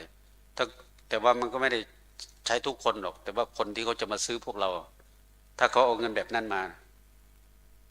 เขาพูดนะว่าเขาไม่ได้เอาเงินไปขายของมาซื้อเสียงนะมันมีคนสนับสนุนเขาแล้วอุ้มเขาเอาไว้ถ้าอย่างนั้นแสดงว่าไม่เคารพพระราชา ไม่กตัญญูต่อพระราชา ไม่กตัญญูต่อประเทศ เห็นเขาสัมภาษณ์ไหมเขาบอกว่าต้องหาเงินให้เขาได้วันละ150 ล้านวันเดียวนะถ้าเขาเอาเงินพวกที่มันไม่ถูกมาซื้อพวกเราให้เราลงคะแนนเสียงให้แล้วให้เขาอบอุ้มแล้วต่อไปเขาก็ได้เสวยสุขบอกไว้นะว่า คนจะอยู่ในสถานะใดก็ตามการงานสะอาดไม่ใช่ที่ตำแหน่งสูงนะแต่ถ้าตำแหน่งสูงแล้วการงานสะอาดก็ยิ่งทำประโยชน์ได้กับให้กับชาติบ้านเมืองได้มากยิ่งขึ้นคนอยู่ตามไร่ตามสวนถ้าเป็นกายสะอาดวาจาสะอาดใจสะอาดก็เกิดในที่สูงได้เหมือนกันนี้เพราะฉะนั้นพระราชาพระองค์ทรงพูดอันนี้แหละพระองค์ทรงตรัสอันเนี้ยให้พระสงฆ์นิกรของพระองค์แล้วก็ไปติดพระราชดำรัสพระราโชวาทของพระบาทสมเด็จพระเจ้าอยู่หัวในประทานในโอกาสต่างๆที่มีคนเข้าเฝ้าหรือบางทีรับปริญญาก็ฝากให้คนในชาติได้ประพฤติสุจริตอันนี้คือกตัญญูต่อพระราชามหากษัตริย์ต้องเคารพกฎหมายบ้านเมืองส่วนกตัญญูต่อพระพุทธเจ้าก็เชื่อฟังคำสอนศรัทธาในพระรัตนตรัยพระพุทธพระธรรมพระสงฆ์เอาสั้นๆเนี่ยถ้าเราได้อย่างเงี้ยไม่ใช่ว่าตายแล้วมันค่อยจะไปสู่สุคตินะจะไปสู่สุคติในตอนที่อาตมาสร้างแห้งก็คือจังไดเนี่ยสร้างงานศพเนี่ยถ่ายรูปแชะวันนี้ไปส่งคุณยายไปเป็นนางฟ้า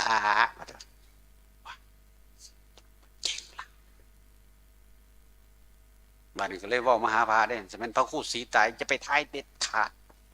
จะไปเว้าอีกละวันนี้ไปส่งหลวงพ่อพระครูศรีไปนิพพานเขาบวชจนหัวลานก็บ่ได้ไปมันก็ที่มาเจงกระดอกกระเดียแท้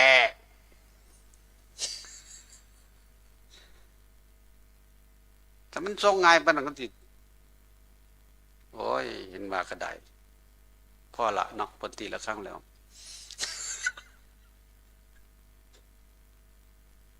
สุดท้ายเด้สุดท้ายนี่ละเป็นนั่นนี่เพราะว่าคนมันมักอยากส่งนะมันอยากให้ผู้อื่นส่งโอ้ยสันส่งง่ายปานนั้นก็ที่ซึกมืออื่นนี่แหละเนาะ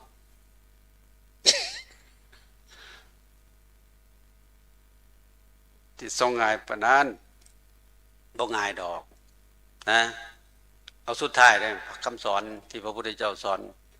เราพอตายแล้วมันเห็นคนเห็นผิดนะโอ้ยตายแล้วก็แล้วฮะแนวบ่มีอย่างดอกหลวงพ่อประเดชให้คือเฮาแล้วก็เว้าไปซะนั่นแนวพันโอ้กูอยากนั่งไกลๆฟ้ามือใส่สลังเลยวะ เขาบวชจนสิล้มสิตายยังที่ว่าบ่มีได้เฮ็ดให้คือเฮาปานน่ะฉันอยากเฮ็ดให้สิมาบวชหาต่อให้นะ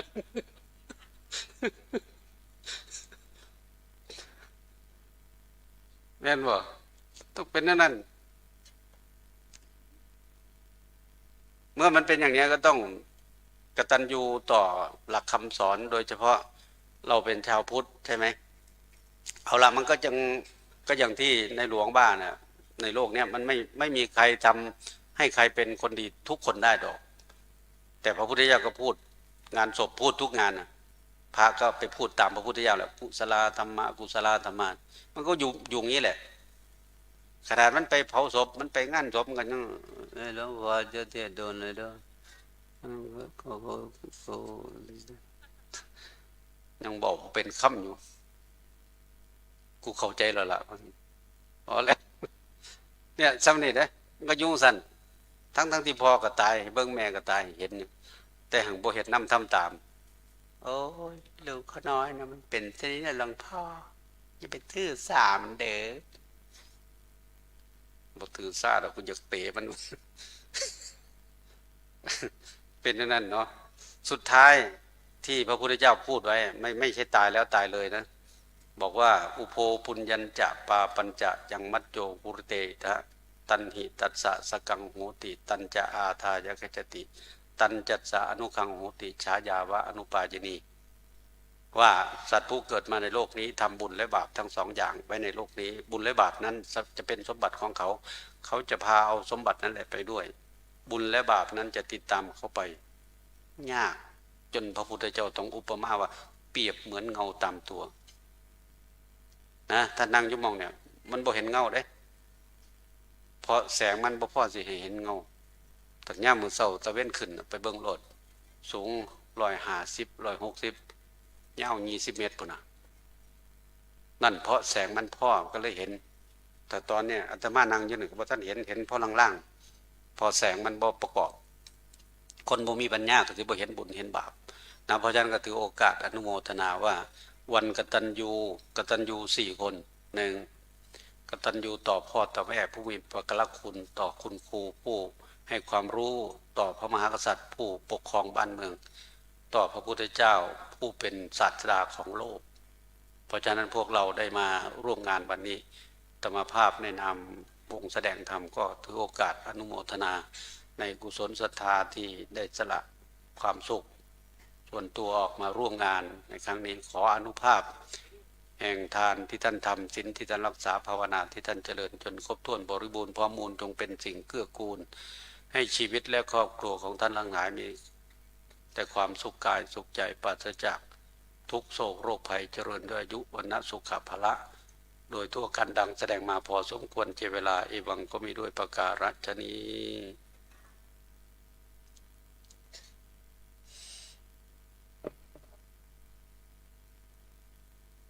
กราบองค์แสดงธรรมนะญาติโยมพร้อมเพียงกันกราบพุทโธเมนาโถกราบกราบ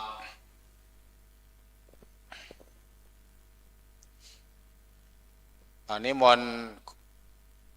พระมาบอกวัดเด้ออย่าช้าลูกกรรมนิมนต์เลยวิ่งได้วิ่งเหาะได้เหาะเกิดโอกาสให้ทำเพราะว่าองค์รูปต่อไปจะได้เทศวันนี้พระนักเทศนั่งขี่คอกันอยู่เด้เวทีนี้ไม่มีพี่เลี้ยงถ้าไม่มีเวทีนี้ก็ไม่มีการฟังเทศฟังธรรมเด้อคุณแม่หมอทางนู้นมานั่งโชฟาเจริญพรเนี่ยนั่งสบายมีโชฟาวัดป่าจะทำถ้ำผาหม้อกับโชฟาวัดศรีนวงศ์เนี่ยนั่งเด้อเนี่ยแล้วนั่งมีจอด้วยมีจอเห็นห้อยแค้วพระน่ะมาเด้อคุณแม่คุณแม่หมอน่ะมาเดินฝั่งนี้เลยน่ะห้องน้ำก็ไปข้างหลังแล้วก็ไปงี้ก็ได้ห้องน้ำเนี่ยเดินอ้อมหลังกล้องไปอยู่ข้างหลังเด้อคนไหนมาข้างหน้าเวลาไปหาหมอจะเรียกก่อนเด้อตอนช่วงนี้บอกวัดช่วงนี้บอกวัดโยมก็จะไปห้องน้ำก็ได้ให้เวลา5 นาทีอันนี้มนต์ตามลำดับเบอร์นะครับจะได้รู้จักว่าใครมาไม่มา15 รูปช่วงนี้ให้เวลาโยมไปแตะมือกันเข้าห้องน้ำห้องสุขาเจริญพรญาติโยมเข้ามาเด้อรูปต่อไปพระครูปริยัติปัญญาวุฒิ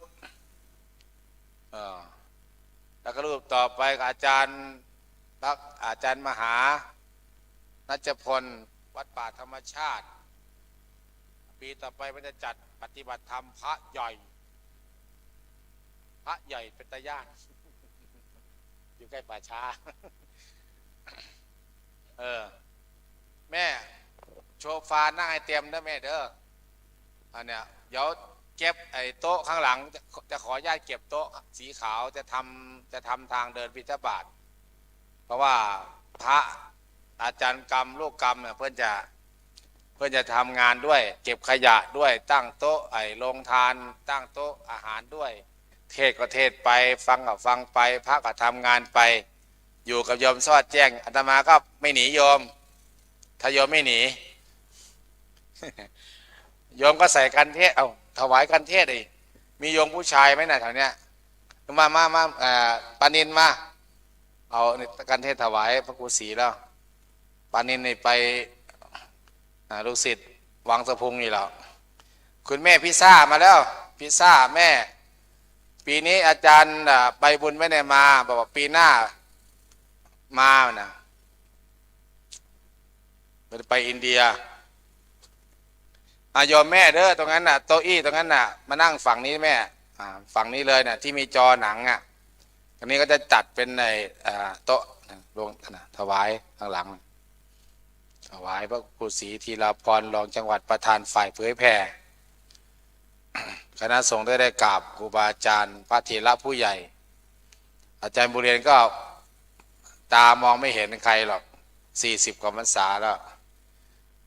แล้วก็อาจารย์พระครูศรีก็40 กว่า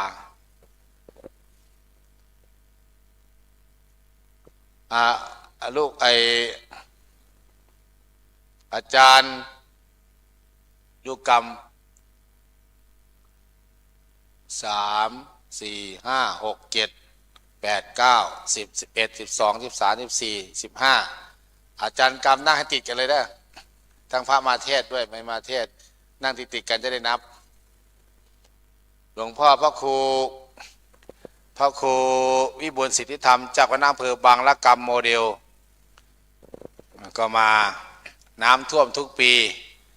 แต่อยากพาโยมไปกินปลาร้าเหมือนกันเพราะน้ำท่วมต้องมีปลาพื้นที่90 ไร่พื้นที่90 กว่าไร่พื้นที่กว้างมากแต่ก็น้ำท่วมกับทุกปีนะแล้วกับเมตตาได้ไปเทศเนี่ยไปนู่นไปนี่พรุ่งนี้จะไปอะไรนะอุบลอะไรนะเพิ่นจะไปอุบลนิมนต์เจริญพรบางนี้นะแม่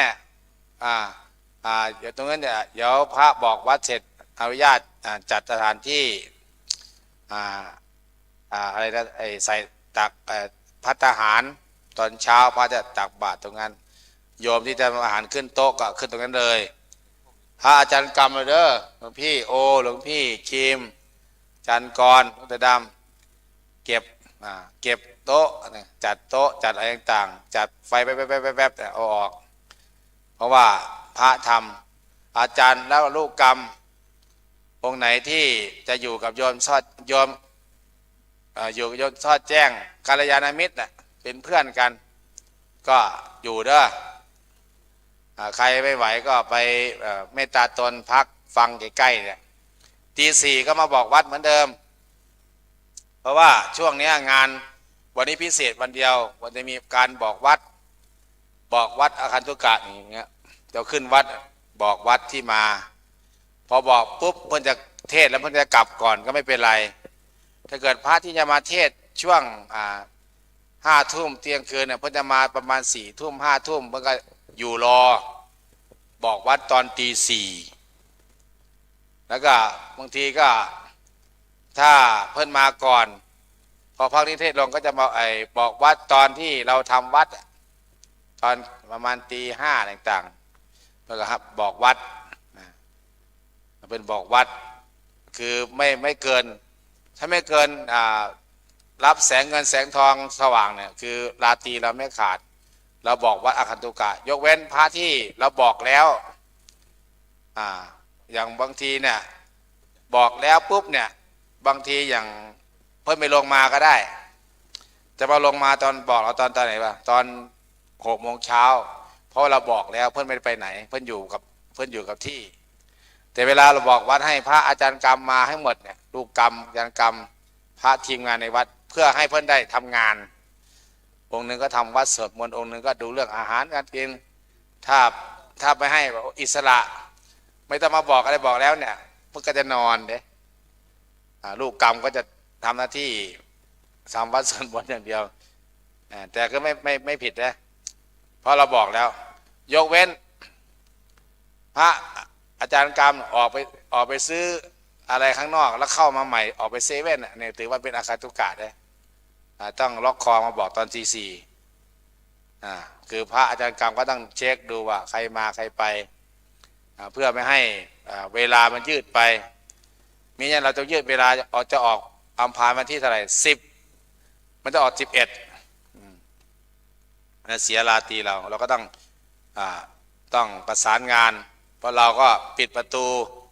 เดี๋ยวอาจารย์กำให้ปิดประตูทางนี้เด้อทางนี้ช่องหนึ่งให้เข้าทางเดียว แล้วเราก็จะเช็คกล้องวงจรปิดด้วยว่าใครไปใครมาใครที่มาเพื่อกับโทรศัพท์ผมมาแล้วนะคือเวลาเราไม่ได้เรียกเวลาหนึ่งตอนที่สี่ตีละครังเหมือนกับทุกวันบอกว่าตอนตีสี่กว่าเราก็มานั่งแล้วทุกวันเราทำวัดสวดมนต์วันนี้อาจจะอรหังสมาแล้วก็นั่งฟังเทศน์ครูบาอาจารย์ไปกับโยมเนี่ยพระเป็นผู้นำทางจิตวิญญาณเราต้องเป็นตัวอย่างให้กับโยมถ้าเป็นพระแล้วเรามานอนเนี่ยโยมไม่ได้เห็นท่าแท้พระเลยนะนั่นคือผมก็ไม่นอน24 ชั่วโมงผมก็ไม่นอนเพราะว่าเราเข้าใจระบบสร้างบารมียังไงนั่นคือใครที่สร้างบารมีคือนี่คือการสร้างบารมีสันเลขะขัดเก่าวันนี้เราถือธุดงค์นะเนจะทิคังสมาธิยามิญาติโยมคนไหนง่วงโยมก็เดินไปหยิบเทียนที่เป็นหยุดแล้วก็เอาไปกองไว้ตรงนู้นที่แม่สุภาพกองไว้ก็จะจัดใส่กล่องใส่เข่งเหมือนเดิมเก็บผู้นี้ก็เก็บช่วยกันถ้าเราอยู่เฉยๆอาจจะง่วงอาตมาก็เดินไปเดินมาก็ไม่ง่วงหรอกจัดนั่นจัดนี่เก็บขยะเนี่ยทำความเข้าใจกับพระเจ้าเด้อช่วงนี้พระอาจารย์กรรมที่มาเทศน์วันจะบอกนั่งมีอาจารย์พระครูอาจารย์พระครูประยัติปัญญาวุฒิเจ้าหน้าอำเภอด่านซ้ายอาจารย์สมศักดิ์จากมจรอาจารย์พระครูนิรุตก็จำวัดอยู่ที่นี่อาจารย์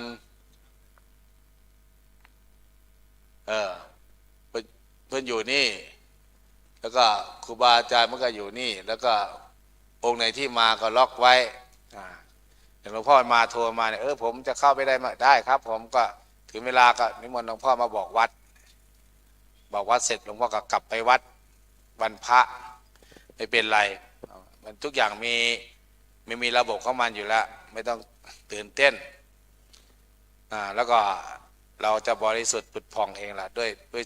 จิตวิญญาณของเราที่เราได้ปฏิบัติยิ่งเรามาฟังเทศน์สอดแจ้งกับโยมนี่ยิ่งสุดยอดเลยนะครับไม่เชื่อมาแอบดูโยมก็ได้ก็กินอย่างน้อกาแฟกี่แก้วน้อเพื่อนอยู่ได้เราจะไม่ง่วงเทละเราก็ต้องดูโยมนะต่อไปแล้วก็บอกวัดกันโยมไม่ต้องพนมมือนะโยมนะโยมก็นั่งสมาธิหลับตาใครจะไปห้องน้ำก็ไป5 นาทีอันนี้หมดครับพร้อมแล้วกราบครับกราบหันเหมยังพุทธสสะภะคะวะโตปุพพะกะนะมาการังกะโรมาเสนะโมตัสสะภะคะวะโตอะระหะโตสัมมาสัมพุทธัสสะนะโมตัสสะภะคะวะโตอะระหะโตสัมมาสัมพุทธัสสะนะโมตัสสะภะคะวะโตอะระหะโตสัมมาสัมพุทธัสสะมานะตังสมาธิยามิวัตตังสมาธิยามิทุติยัมปิมานะตังสมาธิยามิวัตตังสมาธิยามิตาติยัมปิมานะตังสมาธิยามิวัตตังสมาธิยามิอาหังพันเตสัมภหุลาสังฆาทิเสสาอาปติโยอาปัชชิงอาปติปริยันตังเอกจังชานามิเอกจังนาชานามิรติปริยันตังเอกจังชานามิเอกจังนาชานามิอาปติปริยันตังเอกจังสารามิเอกจังนาสารามิ รติปริยันตังเอกจังสารามิเอกจังนาสารามิอาปาติปริยันเตเอกเจเวมติโกเอกเจนิเพมติโกรติปริยันเตเอกเจเวมติโกเอกเจนิเพมติโกโสหังสังฆังตาสังอาปัตตีนังสุทันตาปริวาสังยาจริงตัสเมสังโฆตาสังอาปัตตีนังสุทันตาปริวาสังอัฏฐาสีโสหังปริวุธาปริวาโสสังฆังตาสังอาปัตตีนังชาระตังมานะตังยาจริงตัสเมสังโฆตาสังอาปัตตีนังชาระตังมานะตังอัฏฐาสีโสหังมานะตังจารามิเวทยามหังพันเตเวทยาติติมังสังโฆทาเรตุวันธามิพันเตสัพพะอัปปราทังขมัทมิพันเตมายากตังปุญญังสามินาอนุโมทิตพังสามินากตังปุญญังไมหังทาตพังสาธุสาธุอนุโมทามิครับ สาธุ ครับ กับพระเถระกันนะเห็นแล้วกับพระเถระผู้ใหญ่กันอ้าวให้อาจารย์กำกราบก่อนยำกราบทีหลังอ้าวกราบพระเถระผู้ใหญ่กราบพุทธเมนาโถกราบเมนาโถกราบตังโกเมนาโถพระปรมานัตตาจารย์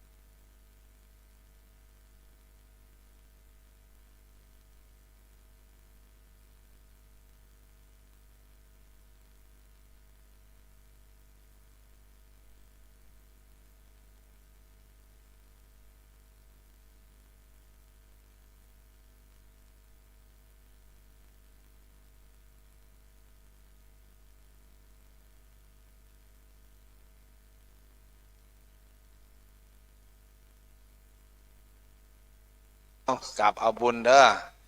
ญาติโยมอัญชลีวันทาฟังเทศก็นิมนต์น้ำบานะเด้อน้ำเต้าหู้นี่พระคุณเจ้าลูกกรรมไปรับน้ำเต้าหู้อีกนั้นร้อนเอารูปต่อไปพระครูปริยัติจัญญาวุฒิขึ้นสู่ธรรมะเลยครับผมพระคุณเจ้าอ้วนเอาไม้ไปให้แม่ใบหน่อยคนหัวจุกๆกันนะข้างกล้องนะยกมือคนไหนแม่ใบยกมือไม่ลอยไป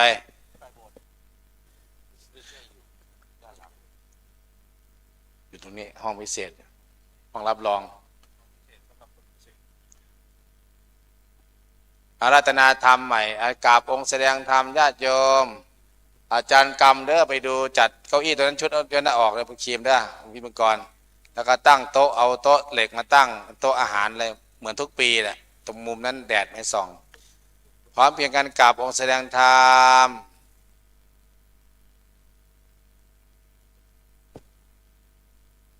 กราบ พุทโธเมนาโถ หลวงนาแสงกล้า เป็นที่พึ่งของ เจ้า เรา บุเรียนพักตรงไหนดูด้วย กราบ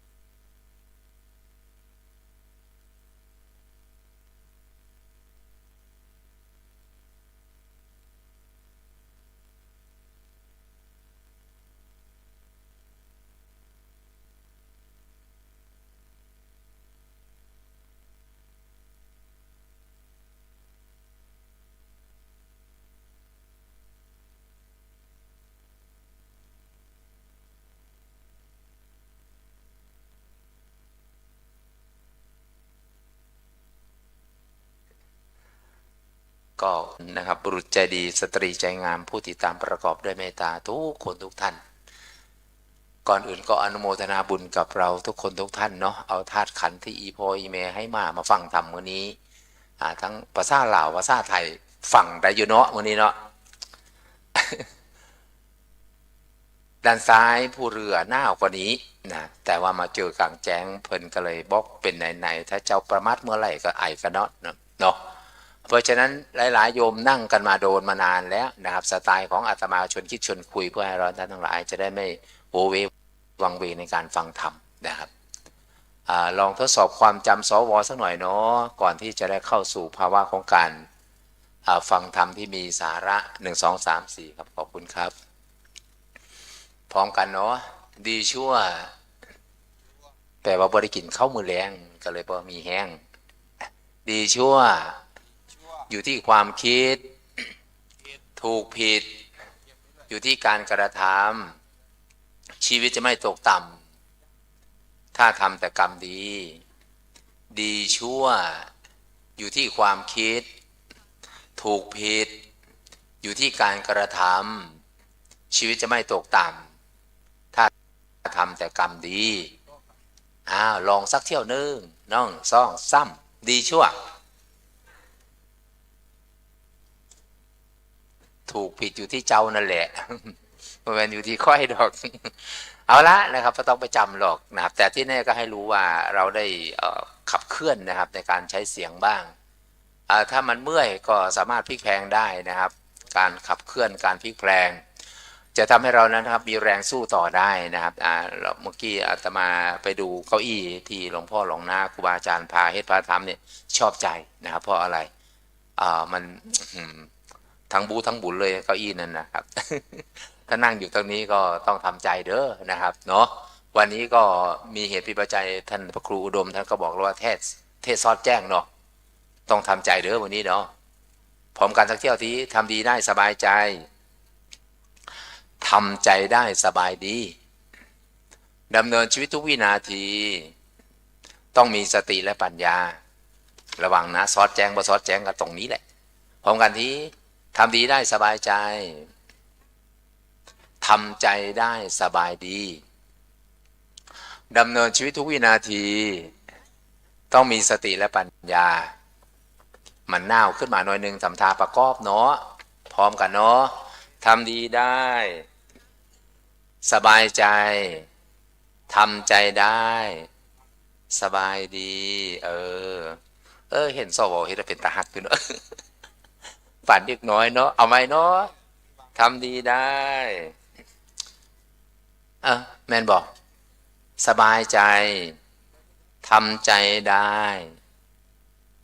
สบายดีต้องทำใจเด้อบ่ได้ดังใจก็ทำดำใจเด้อมื้อนี้นะเพราะฉะนั้นวันนี้ก็ถือว่าเป็นนิมิตหมายที่ดีเนาะหลายคนหลายท่านใช้ธาตุฐานที่คุณพ่อคุณแม่ให้มานั่งฟังธรรมอยู่ตัวนี้เนี่ยมาด้วยใจเด้อาตมาพูดอยู่เสมอว่าทำอะไรด้วยหัวใจทุกอย่างนั้นไซยิ่งใหญ่เสมอเพราะฉะนั้นใครมาด้วยหัวใจขอมือหน่อยมาด้วยหัวใจยกมือขึ้นจำใจมาเอามือลงเอาล่ะเดี๋ยวล็อกคือเท่านี้สุขใจจังเลยสุขใจเอามือขึ้นเต็มใจเอามือลงมาล็อกหรอกเต็มใจเอามือลง อาตมาเช็คดูแล้วเมื่อกี้เนี่ยย่อน100นิดหน่อยนะครับทั้งตรงนี้ด้วยนี้ด้วยก็ไม่ธรรมดาฉะนั้นญาติโยมทั้งหลายทั้งปวงที่มาฟังวันนี้มาสร้างบุญสร้างบารมีแบบนี้พระสักยมุนีท่านก็ตรัสไว้ 2,000 กว่าปีมาแล้วว่ามูลเหตุทำให้เราเข้าถึงธรรมบรรลุธรรม4ข้อใหญ่ๆ4หรือ5ข้อได้แหละ1แสดงธรรม2ฟังธรรม3สาธยายธรรม4พิจารณาธรรมเห็นไหม4ข้อใหญ่ๆเนี่ยเราท่านทั้งหลายอาจจะอยู่ในจำนวนนั้นก็ได้บางคนฟังแล้วไม่เข้าใจแต่ว่ามาสาธยายธรรมอาจจะเข้าใจแต่บางคนนะครับสาธยายแล้วยังไม่เข้าใจมาพิจารณาเนี่ยวันนี้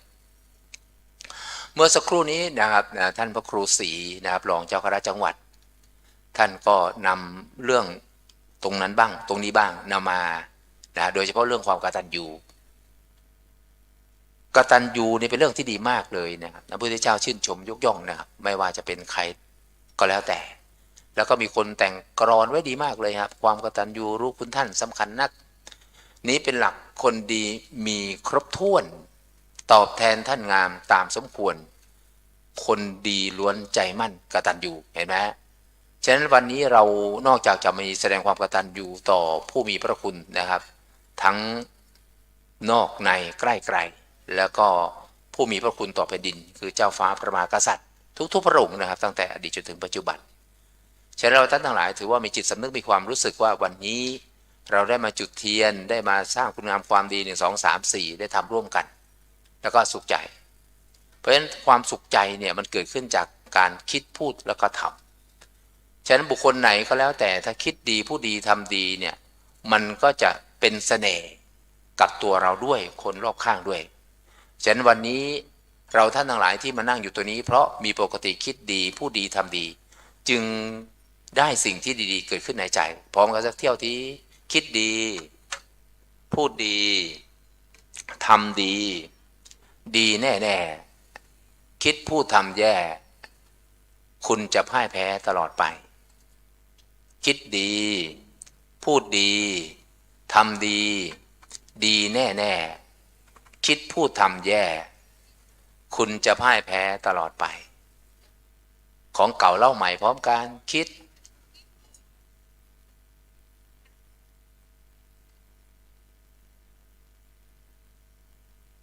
แต่ที่แน่ๆฉันก็จำบ่ได้สักอย่าง ไม่เป็นไรขอให้กระตุกกระตุ้นให้เราอยากให้เรามีส่วนว่าการฟังเนี่ยจะไม่โหวเหววังเวงตอนนี้3 ทุ่มกว่าแล้วนะครับฉะนั้นการฟังเนี่ยก็ได้มีส่วนร่วมในการฟังบ้างที่อาตมาบอกว่าสุสังรปเตปัญญานั่นแหละพระพุทธเจ้าทรงตรัสไว้ดีมากเลยว่าการฟังด้วยดีย่อมได้ปัญญานะครับคุณแม่ระวังนิดหนึ่งก็แล้วกันนะครับอันหลักบางหลักเนี่ยมันจะฝังไว้ลึกถอนไปถอนมาเดี๋ยวโยกไปโยกมาเดี๋ยวนะครับมีเหตุเป็นปัจจัยนะครับถ้าเป็นไปได้ก็ใช้2 มือนะครับใช้2 มือนะครับมือ1วางก่อนวัตถุวางไว้ก่อนก็ได้นะครับเพราะว่าอันตรายนะครับประมาทนิดเดียวพลาดพลั้งมานี่โอกาสที่จะพลั้งพลาดมีได้ตลอดเวลานะครับฉะนั้นเรามาเข้าตรงนี้นะครับคนที่ทำงานก็ทำงานไปนะท่านพระครูอุดมท่านก็เป็นพระที่เป็นต้นแบบเป็นตัวอย่างให้เราขยันนะครับการทำงานนะครับแล้วก็ทำให้ดูอยู่ให้เห็นเย็นให้สัมผัสตลอดเพราะฉะนั้นหลายคนก็ทำหน้าที่ไปคนที่ฟังธรรมก็ฟังไปนะครับเพราะฉะนั้นการฟังเนี่ยบางครั้งบางคราวเนี่ยสามารถก็ทำงานก็ฟังไปได้ด้วยนะครับคือทำงานก็ฟังไปเพราะมันเป็นหน้าที่ของหูนะครับ1 2 3 4เราสามารถที่จะแบ่งแยกได้ฉะนั้นวันนี้เราท่านทั้งหลายที่มานั่งอยู่ที่นี่แล้วก็ได้มาเป็นตัวแทนของชาวพุทธนะอาจจะว่าทั่วโลกก็ได้เนาะที่กิจกรรมแบบนี้หายากมากนะคุณโยมโอกาสที่จะมานั่งฟังธรรมมาประพฤติปฏิบัติธรรมนะครับด้วยเอาธาตุขันธ์ที่คุณพ่อคุณแม่ให้มาเนี่ยมาสร้างบุญสร้างบารมีสร้างความดีด้วยการฟังธรรมถามว่าเป็นเรื่องใหม่ไหมไม่นะเป็นเรื่องเก่าตั้งแต่อดีตไปจนถึงปัจจุบันเนี่ยแม้กระทั่งพระพุทธองค์เนี่ยก็ทำเป็นตัวอย่างให้ดูนะครับช่วงเช้าแสดงกับใครช่วงบ่ายแม้กระทั่งเที่ยงคืนนะครับพระพุทธเจ้าก็ต้องมาแสดงกับเทวดาทั้งหลายทั้งปวงเห็นไหมนี่คือความเมตตาของพระองค์ท่านฉะนั้นจึงไม่แปลกท่านพระครูอุดมท่านสืบหน่อเนื้อมาจากตัวนี้เพื่อต้องการอยากให้เราท่านทั้งหลายนะครับที่อยู่ทั้ง4 ทิศมานั่งที่นี่เพื่อจะได้ฟังแล้วก็รับรู้จากครูบาอาจารย์หลายรูปหลายท่านนะครับที่จะมาให้ความรู้กับเราท่านทั้งหลายแล้วก็ไปต่อยอดที่เคยพูดอยู่เสมอว่าการเรียนรู้เรียนได้ทุกที่ความดีทำได้ทุกโอกาสอยู่อย่างฉลาดต้องมีสติและปัญญาทบทวนของเก่าเล่าใหม่เนาะพร้อมกัน1 เที่ยวการเรียนรู้เรียนได้ทุกที่ความดีทำได้ทุกโอกาสอยู่อย่างฉลาดต้องมีสติและปัญญาการเรียนรู้เรียนได้ทุกที่ความดีทำได้ทุกโอกาสอยู่อย่างฉลาดต้องมีสติและปัญญาทดสอบกันหน่อยเนาะ1 2 3การเรียน เรียนความทุกโอกาสไม่ใช่ไปตลาดต้องมีมันนี่ใช่ปะ ไม่มีมันนี่เขาไม่ให้เด้อ เพราะฉะนั้นต้องมีสติและปัญญานะครับการที่เราจะทำอะไรต่างๆก็แล้วแต่นะครับสองตัวนี้พระสักยมุนีคือองค์พระสัมมาสัมพุทธเจ้าเนี่ยย้ำอยู่เสมอสติและปัญญา 84,000 ข้อก็ยังย่ออยู่2ตัวเนี่ยนะครับทิ้งไม่ได้เลยสติและปัญญาหรือบางทีพระองค์ก็บอกว่าอย่าประมาทเห็นไหมถ้าเราใคร่ครวญหลักธรรมคำสอนของพระพุทธเจ้าแต่ละบทแต่ละตอนนี่โอ้ชีวิตเราไม่เหงาแล้วอยู่ยิ้มแย้มแจ่มใสตลอดเลยเพราะอะไรเพราะแต่ละสิ่งแต่ละอย่างมันมาสอนเราทั้งหมดนะครับแม้กระทั่งเนี่ยนะเมื่อกี้นี้จุดเทียนใช่ปะแสงสว่างอลังการเลยตอนนี้เทียนดับหรือยังดับแล้วเห็นไหมมันสอนว่าเกิดขึ้นตั้งอยู่และดับไปเห็นไหมเป็นหลักธรรมทั้งหมดเลยสรรพสิ่งทุกอย่างล้วนเป็นครูและอาจารย์พิจารณาไม่นานจะเป็นครูอาจารย์สอนที่ดีพร้อมกันหนึ่งเที่ยวสรรพสิ่งทุกอย่างล้วนเป็นครูและอาจารย์พิจารณาไม่นานจะเป็นครูอาจารย์สอนที่ดีสักเที่ยวพร้อมกันนี้สรรพสิ่งพิจารณาจะเป็นไอก็เป็นครูเรา พิจารณาไม่นานจะเป็นครูอาจารย์สอนที่ดีเลยนะไม่ใช่ว่าสรรพสิ่งทุกอย่างเป็นของฉันหมดเลยอย่ามาแตะของฉันนะอะไรก็ทุกข์คักทุกข์อีหลีแม้กระทั่งร่างกายว่าเป็นของฉันมันก็ยังไม่เที่ยงแท้แน่นอนใช่ปะยึดมั่นถือมั่นทุกข์ใจปล่อยวางมันไปสบายดีนักแลอย่างหลายๆคนหลายๆท่านเนี่ยเราเรียนรู้มาอาตมาขอชื่นชมนะว่าโยมพ่อโยมแม่หลายคนหลายท่านนะครับโดยเฉพาะโยมแม่โยมพ่อไม่ค่อยมาเพราะอะไรครับเฝ้าสมบัติอยู่ที่บ้านไปเถอะแม่มึงก็ไปเถอะอันกูจะเฝ้าบ้านให้ก็เห็นใจนะครับบางทีบางครั้งบางคราวเนี่ยอาจจะไม่สะดวกบางทีท่านอาจจะฟังอยู่ก็มีนะครับโดยเฉพาะหลวงพ่อพระครูอุดมแล้วก็ทีมงานท่านก็มีสื่อออกทั้งทั่วประเทศนะครับบางทีอาตมาก็มาเปิดฟังดูมาโอ้อันอาจารย์เชษฐาเว้าเป็นแบบนี้อยู่บ่มาเบิ่งตัวเอง เพราะฉะนั้นหลายคนหลายท่านฟังแล้วก็นำไปคิดเนาะสุดสูสังรพเตปัญญาเนี่ยการฟังด้วยดีย่อมได้ปัญญาการฟังเนี่ยคุณโยมมันจะทำให้เราวิเคราะห์วิจัยนะครับถ้าโยมไปเป็นนักศึกษานักค้นคว้านะครับนักคบคิดแล้วโยมจะสังเกตว่าในครั้งพุทธกาลเนี่ยคนเข้าถึงธรรมบรรลุธรรมอาศัยจากการฟังเยอะกว่ามานั่งสมาธินะเห็นไหมอานิสงส์ของการฟังไม่ธรรมดานะนั่งสมาธิก็เข้าถึงธรรมได้เหมือนกันแต่ยังน้อยกว่าการฟังธรรมสังเกตพระพุทธองค์ก็ดีหรือสารีบุตรก็ดีโมคคัลลานะก็ดีหรือพระเถรานุเถระทุกท่านที่แสดงธรรมเนี่ยบางทีเนี่ยพุทธเจ้าแสดงธรรมเนี่ยบรรลุเป็นหมื่นๆเลยเป็นหมื่นๆเลยโสดาบ้างสกิทาคาอนาคาบางทีก็เกิดศรัทธาเลื่อมใสแม้กระทั่งกบคุณโยมวันนี้ถือโอกาสพูดเรื่องกบให้ฟังสักหน่อยนะครับเผื่อเปลี่ยนบรรยากาศบ้างกบตัวหนึ่งคุณโยมเขาอาศัยอยู่ริมสระน้ำใกล้ๆที่อยู่ของพระสงฆ์องค์ข้าเจ้าตื่นเช้าขึ้นมาเขาก็จะขึ้นมาจากเหนือน้ำแล้วบางทีก็อยู่บนใบบัวบางทีก็โผล่หัวขึ้นมาเพื่อจะรอมาลงแมลงนะครับเพื่อจะมาลงแมลงที่มาแล้วเขาก็จะเอาเป็นอาหารแต่พระพุทธเจ้ารู้ว่าวันนี้กบตัวนี้นะครับเขาจะศรัทธาเริ่มใสในการฟังธรรมแต่ฟังไม่รู้เรื่องหรอกนะเดรัจฉานอยู่นะอย่าลืมว่าเดรัจฉานเนี่ยฟังไม่รู้เรื่องแต่ว่าคำศรัทธาเสียง1 2 3 4เนี่ยอาจจะให้เขาเกิดความศรัทธาเริ่มใสได้พระเจ้ารู้ว่าบุคคลคนนี้กบตัวเนี้ยฟังแล้วจะเข้าใจไม่เข้าใจแต่ว่าศรัทธาเริ่มใสพอตายไปปุ๊บเขาก็จะเดี๋ยวจะให้ฟังต่อนิดนึงเผื่อโยมไปต่อยอดว่าเราเป็นมนุษย์เรามีโอกาสมีเวลาหลากหลายเลยทีเดียวเนาะมากกว่าเดรัจฉานทั้งหลายทั้งปวงทีนี้ขณะที่พระองค์ทรงแสดงธรรมก็เดียวนะครับเจตนาพระองค์ก็แสดงก็คือเสียงของพระพุทธเจ้าเนี่ยโยมสังเกตไหมว่าเวลาพระองค์แสดงธรรมเนี่ยพระองค์จะให้ใครได้ยินก็ได้ใน3 ภพอยู่ใกล้ๆไม่ให้ได้ยินก็ได้เห็นไหมมีพุทธานุภาพขนาดนั้นฉะนั้นพระองค์ทรงแสดงธรรมไปเรื่อยๆกบตัวนี้คุณโยม กบตัวนี้นะครับฟังนะครับระหว่างที่กำลังรออาหารบางทีอาศัยแมลงที่เขาจะบินว่อนมาแล้วเขาก็จะใช้ลิ้นเนี่ยตวัดอาหารเข้าปากขณะที่รออยู่นั้นโยมหูของเขาเนี่ยครับได้ยินเสียงพระพุทธเจ้าทรงแสดงกับญาติโยมเพราะริมศาลากับสระมันใกล้กันฟังไปเพลินไปคุณโยมเอ้ยนะครับนะอย่าลืมนะครับคุณโยมเมื่อมีความศรัทธามีความเลื่อมใสเนี่ยมันไม่หิวนะมันจะเพลินนะเพลินในเสียงขณะที่เพลินอยู่ในเสียงนะคุณโยมปรากฏว่าขณะนั้นเหยี่ยวคุณโยมเหยี่ยวมันก็มาหากินเหมือนกันเห็นกบนิ่งอยู่ในสระมันก็โฉบเฉี่ยวปกติกบสัญชาตญาณมันต้องตกใจใช่ไหมแต่วันนั้นเขาไม่นะถูกเหยี่ยวเฉี่ยวไปเขาก็จิตก็ยังยิ้มอยู่ในกระเสียงที่พระพุทธเจ้าทรงแสดงธรรมพอเหยี่ยวเอาไปปุ๊บเขาก็เอาไปเป็นอาหารแต่ว่ากบตัวนี้คุณโยมไม่น่าเชื่อเลยนะว่าเขาได้เป็นเกิดเป็นเทพบุตรนะคุณโยมแค่ศรัทธาในที่พระเจ้าทรงแสดงธรรมทั้งที่ไม่รู้เรื่องเลยนะครับแต่ว่าศรัทธาในเสียงไพเราะดูแล้วมันเพลินฟังแล้วมันเพลินแล้วก็มานึกถึงว่า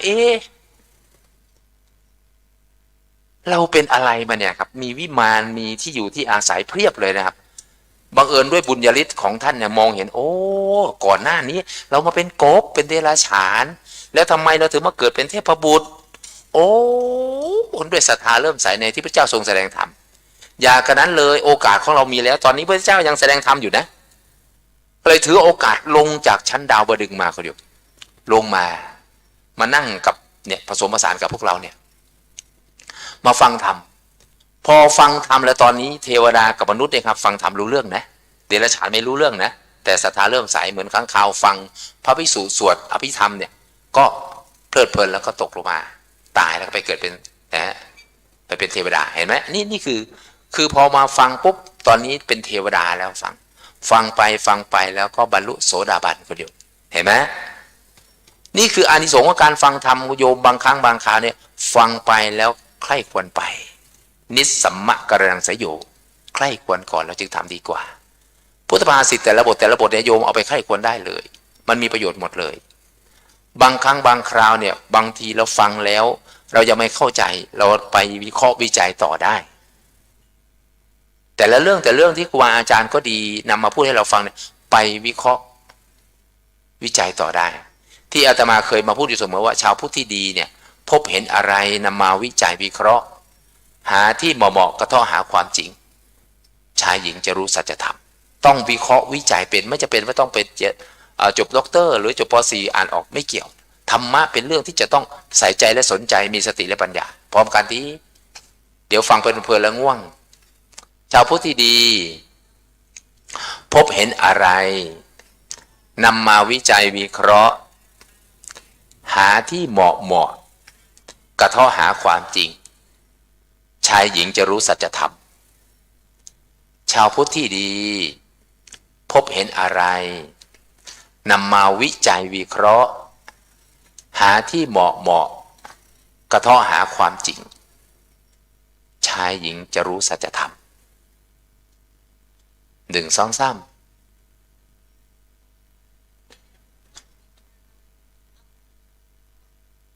เมนบ่เนาะวิจัยวิเคราะห์หาที่เหมาะไปทะเลาะกันดีไหม ตรงไหนมันเหมาะจะไปทะเลาะกันดี เอาละนะครับอาตมาของเก่ามาเล่าใหม่แต่แท้ที่จริงแล้วเนี่ยการวิเคราะห์วิจัยนี่มีเจ้าชายสิทธัตถะนะครับเป็นนักวิเคราะห์วิจัยเป็นต้นแบบที่ดีมากเลยนะถ้าโยมไปอ่านศึกษาพุทธประวัติก็ดีประวัติของพวกนักปราชญ์บัณฑิตทุกรูปทุกท่านมีพระเจ้าเป็นต้นเนี่ยวิเคราะห์วิจัยมาตั้งแต่ใช่ไหมเป็นพระกุมารแหละไปเห็นคนแก่คนเจ็บคนตายทำไมต้องแก่ทำไมต้องเจ็บทำไมต้องตายเอามาวิเคราะห์วิจัยแต่ละอย่างเนี่ยเห็นไหมก็ได้เห็นทางพอเห็นทางปุ๊บมันก็เลยทำให้อันนี้ใช่อันนี้ไม่ใช่บางทีใช่แต่ไม่ชอบบางทีชอบแต่ไม่ใช่บางทีถูกต้องแต่ไม่ถูกใจบางทีถูกใจแต่ไม่ถูกต้องจริงหรือไม่จริงบางครั้งบางคราวเนี่ยครับมีทุกสมัยบางทีฟังครั้งแรกไม่ชอบใจแต่พอฟังไปแล้วจะเข้าใจ ราะอะไรเพราะสติปัญญามันจะปรับปรุงเปลี่ยนแปลงเปิดปรับปรุงเปลี่ยนแปลงแล้วก็ปลดปล่อยมันจะทำให้เราเห็นสัจธรรมมากขึ้นฉะนั้นต้องขอบคุณธรรมเมตตานะครับท่านพระครูอุดมแล้วก็ทีมงานนะครับ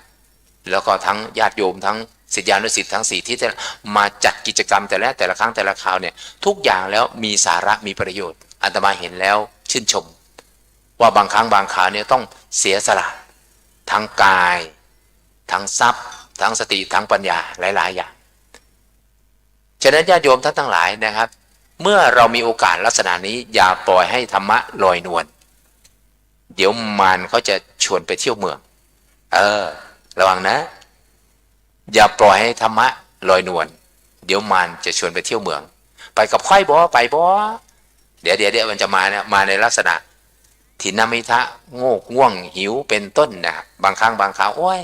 บ่ไหวแล้วง่วงนอนอย่างนี้นะเดี๋ยวมันก็จะชวนไปเที่ยวนะเพราะฉะนั้นชาวพุทธเนี่ยต้องใจที่เนาะเด็ดเดี่ยวและมั่นคงพอสมควรหลายคนหลายท่านก็บอกว่ามันบ่ไหวอาจารย์มันเมื่อยพลิกแพงได้จากที่นั่งซ้ายก็มาขวาจากขวามาบางทีบางครั้งเนี่ยครับทุกสิ่งทุกอย่างเนี่ยไม่มีใครที่จะรู้ดีเท่ากับตัวเราบางครั้งบางคราวเนี่ยคนอื่นเขาว่าอย่างนี้แต่ก็สู้กับตัวเราไม่ได้ร้อยรู้หมื่นรู้หรือจะสู้หนึ่งทำเพราะฉะนั้นการกระทำเนี่ยมันจะช่วยเราได้คนอื่นเป็นหมื่นเป็นแสนนะครับรู้จักตัวเราก็ยังไม่ประเสริฐเท่ากับเรารู้จักตัวเราพร้อมกันที่คนอื่นเป็นหมื่นเป็นแสนรู้จักตัวเราก็ยังไม่ประเสริฐไม่เลิศเท่ากับรู้จักตัวเองการรู้จักตัวเองเนี่ยเป็นนักเลงที่น่ารักมากเลยนะเพราะฉะนั้นมีหลายๆคนจำนวนไม่น้อยเลยว่าไม่รู้จักตัวเองว่าเป็นใครทำไมยังไงเป็นหญิงเป็นชายแยกไม่ออกแท้จริงแล้วเนี่ยครับทุกสิ่งทุกอย่างเขาสมมติให้เป็นเมื่อสมมติให้เป็นแล้วเราต้องแยกออกว่าอันนี้ใช่ไม่ใช่นะครับทุกอย่างมันมีเหตุมีปัจจัยทั้งหมดเลยฉะนั้นจะย้อนกลับมาอีกนิดหนึ่งนะครับที่อาตมาขึ้นต้นเป็นพุทธภาษิตแล้วก็เป็นวลีธรรมให้ญาติโยมมาบอกว่าดีชั่วอยู่ที่ความคิดถูกผิดอยู่ที่การกระทำชีวิตจะไม่ตกต่ำถ้าทำแต่กรรมเห็นไหมฮะไม่น่าเชื่อเลยว่าดีชั่วอยู่ที่ความคิดเนี่ยคิดบวกได้บวกคิดลบได้ลบคิดให้จบมันก็จบคิดอ่อนแอการกระทำอ่อนแอคิดเข้มแข็งการกระทำเข้มแข็งคิดแย่การกระทำแย่สังเกตไหมในมรรคมีองค์8คุณโยมข้อที่2สัมมาทิฏฐิความเห็นถูกต้องและข้อที่2สัมมาสังกัปปะการดำริที่ถูกต้องคือการคิดที่ถูกต้องนั่นแหละเห็นไหมมันมีสเต็ปของนะครับมรรคมีองค์8เนี่ยพระองค์วางไว้นะครับทุกๆพระองค์นะครับที่เป็นพระพุทธเจ้าเนี่ยท่านจะวางมรรคมีองค์8ไว้ให้เราทั้งหลายไปเรียนรู้แล้วก็สรุปมาแล้วมรรคมีองค์8เนี่ยใช่ไหมสัมมาทิฏฐิสัมมาสังกัปปะเป็นสรุปอยู่ในปัญญาใช่ปะสัมมาวาจาสัมมากัมมันโตสัมมาอาชีวอยู่ในศีลสัมมาสติสัมมาสมาธิลงในสมาธิใช่ไหมปัญญาศีลแล้วก็สมาธิเห็นไหมถ้าพระองค์ทำไมถึงเอาปัญญาขึ้นก่อนแต่เวลาเราพูดบอกว่าศีลสมาธิปัญญาแท้จริงแล้วสามคนเศร้าเนี่ยแล้วอาตมาเข้าใจสัจธรรมตัวหนึ่งโอ้ยนะครับขนลุกที่เข้าใจขนลุกเพราะอะไรครั้งแรกคำว่าคู่บุญคู่บารมีอาตมาเข้าใจนะครับร้อยทั้งร้อยเข้าใจว่าคู่บุญคู่บารมีเนี่ยก็คือว่าผู้หญิงกับผู้ชายมาเป็นสามีภรรยากันแล้วดูแลซึ่งกันและกัน1 2 3 4เอื้อเฟื้อเผื่อแผ่ซึ่งกันและกันอันนี้เป็นเรื่องจิ๊บคุณโยมคู่บุญคู่บารมีที่เจ๋งแจ๋วที่สุดอาตมาเข้าใจหลักสัจธรรมที่พระเจ้าบอกก็คือกายกับจิตคุณโยมสุดยอดมากเลยนะกายกับจิตนี่เป็นคู่บารมีที่น่าทึ่งมากๆเลยบางทีกายเข้มแข็งแต่จิตอ่อนแอไปถึงฝั่งไหมจิตเข้มแข็งแต่กายอ่อนแอไปถึงฝั่งไหมไม่ถึงเลยนะครับมันต้องไปด้วยกันจึงไม่แปลกเราธรรมชาติ สอนให้เราทุกอย่างใช่ไหมมีกลางคืนก็ต้องมีกลางมีหน้าก็ต้องมีบนก็มีละมีอ้วนก็มีสวยไหมมีฉันแล้วก็ต้องมีเนี่ยจำได้แม่นเลยมีฉันก็ต้องมีเธอมีพบก็ต้องมีจากใช่ไหมทุกสิ่งทุกอย่างมันมีคู่กันเสมอแต่คู่บารมีตัวนี้อาตมาขอ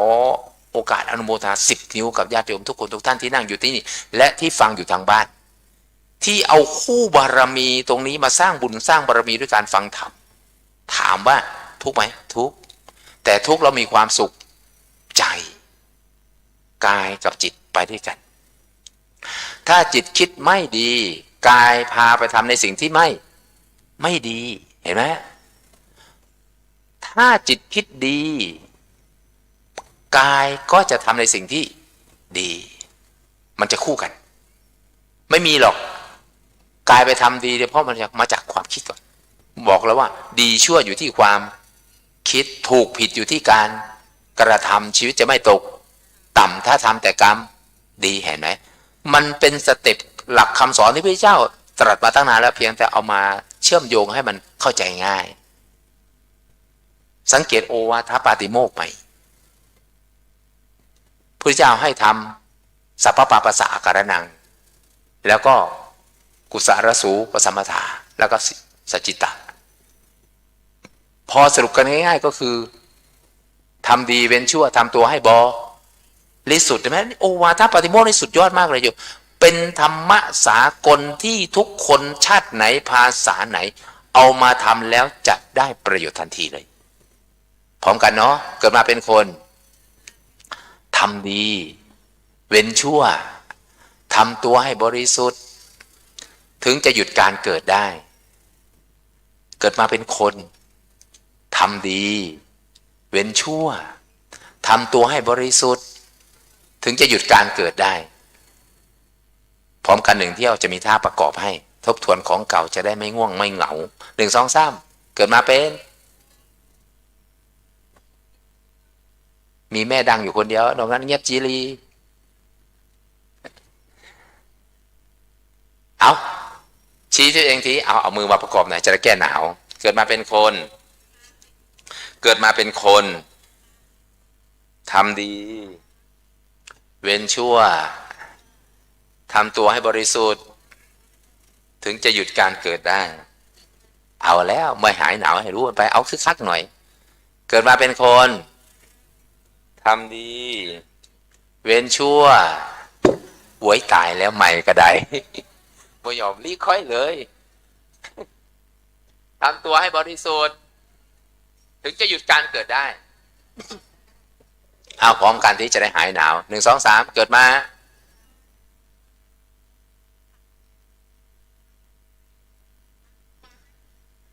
ทำให้มันทุกจังหวะเด้โอ้ยมันว่าให้หนาวแล้วอย่างนี้นะเอามาที่เกิดมาเป็นคนชี้เกิดมาเป็นคนทำเว้นชั่วแบบนี้นะเว้นชั่วโบกมือกับพระมันก็ได้เป็นยังดอกไม่บาปหรอกเว้นชั่วทำตัวให้บริสุทธิ์ถึงจะหยุดการเกิดได้มันเกิดมาเป็นเกิดนั่นอีเป็นชั่วโอ้ยบ่รอดหรอกอ่อนๆนี่ไปได้แหละครับเพราะว่ากิเลสมันมาเนื้อเมฆเดี๋ยวเบ้าไปก่อนเด้อเขาบอกแล้วเมื่อกี้เนี่ยคิดเข้มแข็งการกระทำเข้มแข็งเกิดมาเป็นข้อนับได้เยอะไว้จะร้อนมืออื่นบนนี้เพราะฉะนั้นเข้มแข็งไว้เนาะการเข้มแข็งเนี่ยบางทีคิดบวกไว้สู้ตัวเดียวอยู่รอดและปลอดภัยถ้าไม่สู้ก็คือแพ้พร้อมกันนี้อยากชนะต้องสู้อยากรู้ต้องเรียนอยากมีเพื่อนต้องมีน้ำใจอยากมีอนาคตสดใสต้องขยันอดทนอยากหลุดพ้นต้องปฏิบัติธรรมเท่านั้นอยากชนะต้องสู้อยากรู้ต้องเรียนอยากมีเพื่อนต้องมีน้ำใจอยากมีอนาคตสดใสต้องขยันอดทนอยากหลุดพ้นต้องปฏิบัติธรรมเท่านั้น1 2 3 อยากชนะต้องสู้ อยากรู้ต้องไปเข้าโรงเรียนโอ้ยไปรอดบรอดเนาะค่อยจะกันเนาะเพราะฉะนั้นอยากชนะต้องสู้บุคคลที่สู้เท่านั้นจะไปบรรลุเป้าหมายถ้าไม่สู้ก็คือแพ้วันนี้สู้ไม่สู้ยกมือขึ้นหน่อยสู้ไม่สู้สู้ไม่สู้ถ้าไม่สู้เอามือลงว่าเลยถูกหลอกตลอดเลยถ้าไม่สู้เอามือลงมาสันเอาหลงหมดเราก็ตายพอสู้แท้ๆเนี่ยนะครับนะฉะนั้นสู้ตัวนี้เนี่ยครับฝากไว้2 ตัวเนาะ2 ตัวเด้องวดต่อไปขันติและวิริยะ2 ตัวนี้ก็เป็นคู่บุญคู่บารมีเหมือนกันครับเป็นธรรมะที่พระสัมมาสัมพุทธเจ้าจัดไว้ให้เพียงแต่ว่าจะเอามาใช้ไม่ใช้ตัวเองนะครับพร้อมกันนะขันติและวิริยะเป็นพาหนะนำไปสู่ความสำเร็จบุรุษสตรีใจเพชรอยากสำเร็จต้องทอทำทันทีเด้อพร้อมกันนี้ขันติและเป็นนำไปสู่โควิดวะบ่เกี่ยวกันเนาะ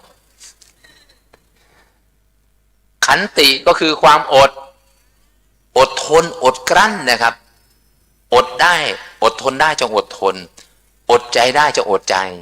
ไม่อดทนไม่อดใจเรื่องเล็กจะกลายเป็นเรื่องใหญ่พร้อมกันนี้อดทนได้จงอดทนอดใจได้จงอดใจไม่อดทนไม่อดใจเรื่องเล็กจะกลายเป็นเรื่องใหญ่ตอนนี้จำไว้ก่อนเด้อแล้วไปต่อยอดทีหลัง1 2 3อดทนได้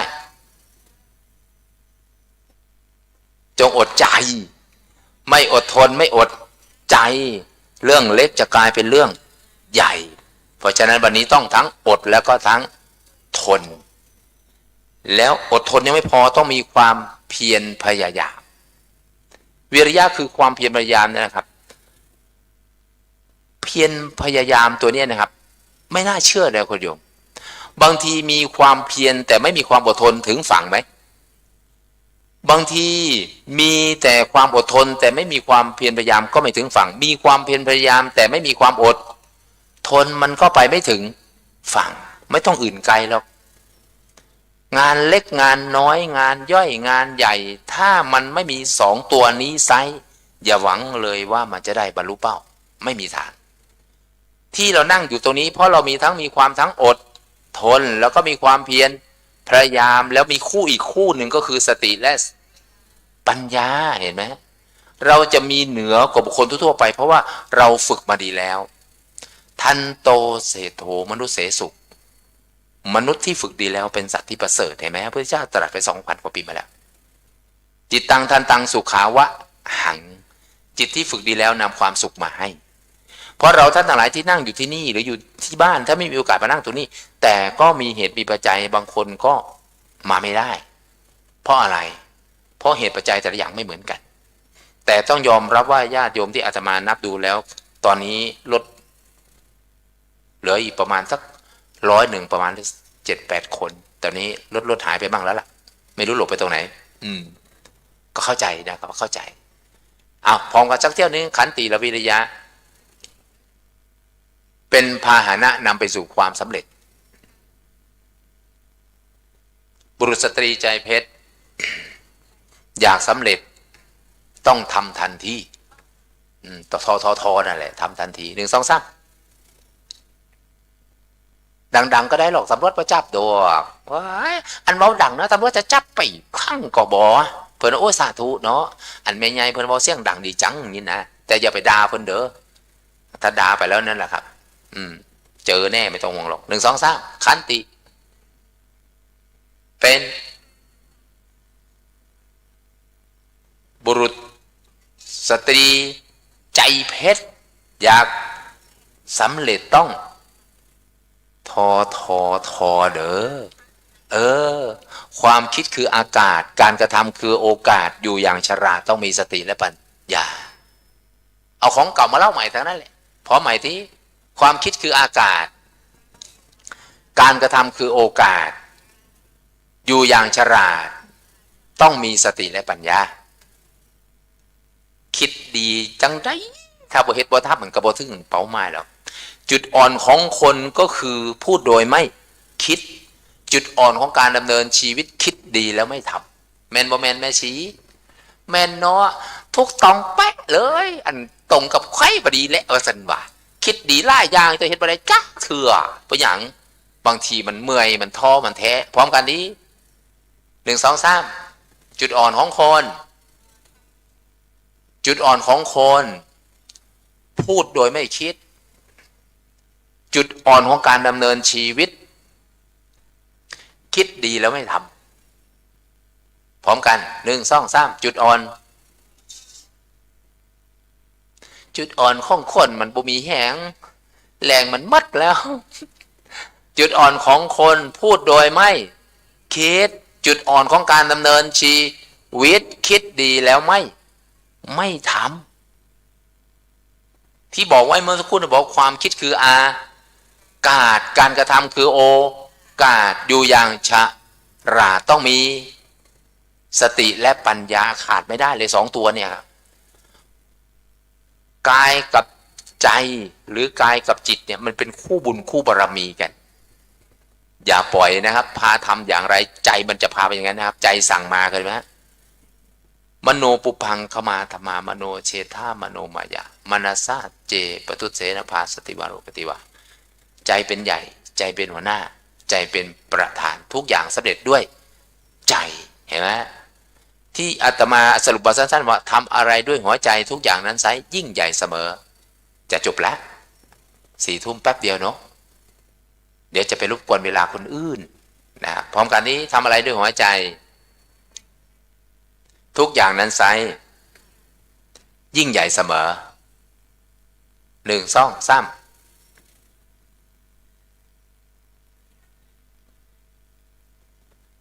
ยิ่งใหญ่เพราะฉะนั้นมานี่ก็มาด้วยหัวใจแล้วก็ใจเป็นคนสั่งมาถ้าใจไม่สั่งมาไม่มีทางหรอกหนอเพราะฉะนั้นอย่าลืมนะครับคนมีสติมีปัญญาจะสร้างบุญสร้างบารมีสร้างความดีไม่มีคำว่าข้อแม้คนโง่คนอ่อนแอมีข้อแม้ในการสร้างบุญสร้างบารมีสร้างความดีจริงหรือไม่จริงถ้าจริงว่าพร้อมกันสักเที่ยวหนึ่งคนมีสติมีปัญญาสร้างบุญสร้างบารมีสร้างความดีไม่มีคำว่าข้อแม้คนโง่คนอ่อนแอมีข้อแม้ในการสร้างบุญสร้างบารมีสร้างความดี1 2 3ว่าให้ชื่นใจสักหน่อยแต่อุตส่าห์ข้ามผูกเข้ามา3 ลูก 4 ลูกเดี๋ยวเนี่ย1 2 3อันค่อยรูปหัวจนผุยพุ่มแล้วเนี่ยคนมีสติมีปัญญาสร้างบุญสร้างบารมีสร้างความดีไม่มีคำว่าข้อแม้นะคนโง่คนอ่อนแอมีข้อแม้ในการสร้างบุญสร้างบารมีสร้างความดีโยมมาเปรียบเทียบเลยมันมีกับทุกคนนั่นแหละขณะที่มันความโง่ความเขามันเกิดขึ้นเมื่อไปแล้วมันเมื่อยมันไก่เมื่อยก็เมื่อยหนาวก็หนาวมันก็จะอ้างแบบนั้นหิวก็หิวนะแต่คนมีสติมีปัญญาไปเว้ยโอกาสครั้งนี้เป็นครั้งสุดท้ายก่อนที่จะย้ายไปสู่เตาไม่ใช่นะไปอยู่ภพภูมิใหม่อะไรอย่างนี้นะคิดบวกไว้นะครับเนาะฉะนั้นเป็นเรื่องที่ดีมากๆเลยที่ญาติโยมทั้งหลายเสียสละเสียเวลามาทำความดีสร้างบุญบารมีร่วมกันที่ตรงนี้เพราะฉะนั้นฝากไว้สั้นๆว่าคนจริงไม่ท้อคนท้อไม่แท้แต่ที่แน่ๆคนแท้ไม่ท้อแท้แล้วไม่แท้ว่าดังๆนี้ถ้าแท้คนจริงไม่ท้อคนท้อไม่แท้แต่ที่แน่ๆคนแท้ไม่ท้อ1 2 3คนจริง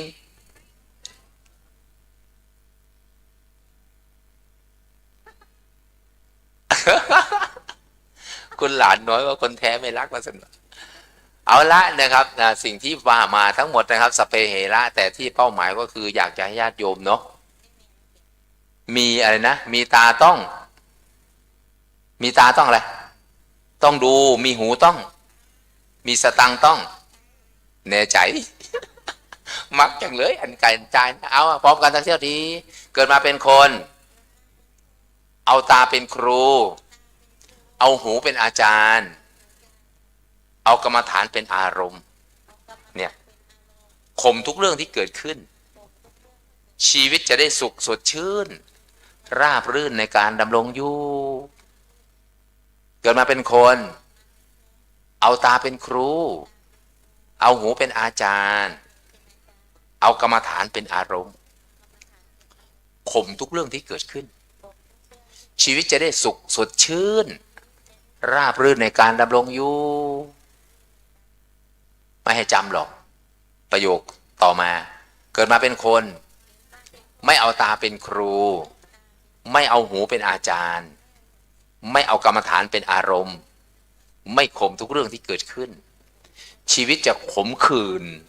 ไม่ราบรื่นในการดำรงอยู่เพราะฉะนั้นวันนี้เราได้มาฟังนะครับครูอาจารย์หลายคนหลายท่านตั้งแต่เช้าแล้วก็1 2 3ที่ผ่านมาก็คือการฟังเพราะฉะนั้นฟังได้ฟังแล้วต้องกรองนะต้องกรองต้องไข้ครวญแล้วก็มาวิเคราะห์วิจัยว่าใช่ไม่ใช่อะไรที่ไม่ใช่ก็ปล่อยไปอะไรที่ดีมีสาระมีประโยชน์เอาไปต่อยอดเนาะเอาละบุญกุศลอันใดกรรมดีอันใดที่เราท่านทั้งหลายได้ทำมาแล้วตั้งแต่อดีตจนถึงปัจจุบันและจะทำต่อไปในวันข้างหน้าจงมาเป็นบารมีเป็นปัจจัยหนุนนำให้ทุกคนทุกท่านมีธาตุขันธ์แข็งแรงไม่สาธุเอาเลยเนาะสาธุ มีทรัพย์เหลือกินเหลือใช้ไม่เจ็บไม่จนไปมาปลอดภัยคิดพูดทำอะไรก็ขอให้สมปรารถนากันทุกท่านทุกคนเถิด สาธุเอากราบองค์แสดงธรรมญาติโยมอยู่ทางบ้านและอยู่ที่นี่พร้อมเพียงกันกราบ พุทโธเมนาโถพระพุทธเจ้าเป็นที่พึ่งของเรา กราบ ธัมโมเมนาโถพระธรรมเป็นที่พึ่งของเรากราบสังโฆเมนาโถพระสงฆ์เป็นที่พึ่งของเราสาธุ ปานินเอาถวายการเทศน์แล้วโอ้อากาศวันนี้ร้อนจังร้อนไหม่ยอม ร้อนเจ้า พัดลมไหมวันนี้ร้อนเนี่ยอุณหภูมิ20 องศาเนี่ย19 20เทวดาเป็นใจเมื่อวานนี่หนาวงักต่อพระครูปริยัติปัญญาวุฒิเจ้าคณะอำเภอด่านซ้ายจบลงไปแล้วก็การเทศน์ได้ยอมเด้อมีคนไปแปลอยู่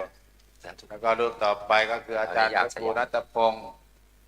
พาโยมเดินจักน้อยหนึ่งรูปต่อไปก็อาจารย์สมศักดิ์ มีเทพบุตรอยู่คนเดียว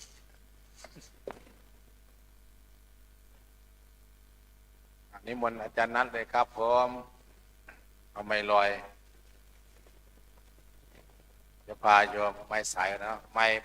ม้อยู่นี่ผมลากสายไป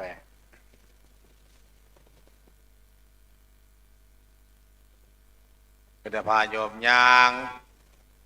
เพื่อนเทศตึกหลายเพื่อนกับโยมก็จะง่วงตัวอันนี้สายกรรมฐานโยมโยกนอนนอ เดี๋ยวโยมคุกเข่านะเดี๋ยวเราขึ้นกรรมฐานก่อนที่จะปฏิบัติกรรมฐานพร้อมกันว่าตามอาจารย์นะหันนมยังพุทธัสสะภะคะวะโตปุพพาคมนาการังกโรมาเซนะโมตัสสะภะคะวะโตอะระหะโตสัมมาสัมพุทธัสสะนะโมโตอะระหะโตสัมพุทธัสสะ นะโมตัสสะภะคะวะโตอะระหะโตสัมพุทธัสสะว่าตามรัตนัตเยปมาเทนะทวารัตเยนะกตังสัพพัง สัพ อัปปราทัง อัปปรา ธรรมทุโนพันเต มัตโนพันเต อิมายะ อิมายะ ธรรมานุธรรมะ นุตัมมัง ปฏิปฏิยา รัตนัตยัง ตันตะ ปูเชมะ โอเยมา ข้าแต่องค์สมเด็จพระผู้มีพระภาคเจ้า แต่องค์สมเด็จพระผู้มีพระภาค ข้าพเจ้าทั้งหลาย ข้าพเจ้าทั้งหลาย จะตั้งอกตั้งใจ จะตั้งอกตั้งใจ ประพฤติปฏิบัติธรรม ปฏิบัติ ตามสมควรแก่ธรรม ตามสมควรแก่ธรรม ด้วยสัจวาจา ด้วยสัจจะวาจา ที่กล่าวอ้างมานี้ ที่กล่าว ขอให้ข้าพเจ้าทั้งหลาย ขอให้ข้าพเจ้าทั้งหลาย รู้แจ้งแทงตลอด รู้แจ้งแทงตลอด ในรูปนามปัจจุบัน ในรูป ของตนเอง ของตนเอง ตามความเป็นจริง ตามความเป็นจริง ตั้งแต่บัดนี้เป็นต้นไปเถิด ตั้งแต่บัดนี้เป็นต้นไปเถิด สาธุ สาธุ กราบ พุทโธเมนาโถพุทธเจ้าเป็นที่พึ่งของเรา กราบ ธัมโมเมนาโถพระธรรมเป็นที่พึ่งของเรา กราบ สังโฆเมนาโถพระสงฆ์เป็นที่พึ่งของเรา ต่อไปโย โอ้ มต่อไปนั่งท่าเทพบุตรเทพธิดานั่งนะ ต่อไปเตรียมตัวยืดตัวขึ้นนะ3 จังหวะ ยืดหนอ ยืดหนอ ยืดหนอ เอาเดี๋ยวลุกนะโยมนะขยับเข่าซ้ายตั้งขึ้น ขยับหนอ ขยับหนอ ขยับหนอ ยืดตัว ยืดหนอ ยืดหนอ ยืดหนอ ขยับเท้าตามมา มาหนอ มาหนอ ยืนหนอ เอาลุกลุกลุกลุกเดี๋ยวเราต้องยืนก่อน แล้วก็เดินจงกรมนะเดินจงกรมก่อนที่นั่งมาพอสมควรแล้วนะนั่งมากดีไหมดีอยู่ แต่ไม่ดี เพราะว่านั่งนานๆเดี๋ยวมันจะไม่ขี้โยมขี้หักในนะมันเลยไม่ออกมาต้องยืนด้วยจะเดินด้วยนั่งด้วยนะเทคนิคการยืนโยมหลังตรงคอตรงหน้าตรงยืนก่อนนะยืนก่อนหลังตรงคอตรงหน้าตรงยืนส้นเท้าชิดกันหรือห่างกัน2-3 นิ้วหรือว่าตามโครงสร้างร่างกายที่ยืนแล้วมั่นคงไม่ยืนพักเข่าซ้ายขวาไม่เหลียวไม่แลไม่ก้มไม่เงยทอดสายตาไว้ระดับปลายจมูกของเราสุขภาพดีก็หลับตาลงเบาๆและเลิกรู้ในการยืนว่ายืนน้อว่าในใจช้าๆยืนน้อยืนน้อยืนเนี่ยข้อดีของการยืนนะยังไงก็ไม่หลับนะถ้าใครยืนหลับได้เนี่ยไม่ธรรมดานะยืนหลับได้ก็เป็นพวกนกเจ้าเท่านั้นย่อมเลยนะนกยืนหลับได้ไก่พวกเนี่ยแต่ว่าปกติเราคนยืนหลับยากนะการปฏิบัติมียืนมีเดินมีนั่งแล้วก็มีนอนยืนหนอว่าไป3 เทีย5 เทีย7 เทีย10 เทียข้อดีของการยืนเนี่ย1ไม่หลับ2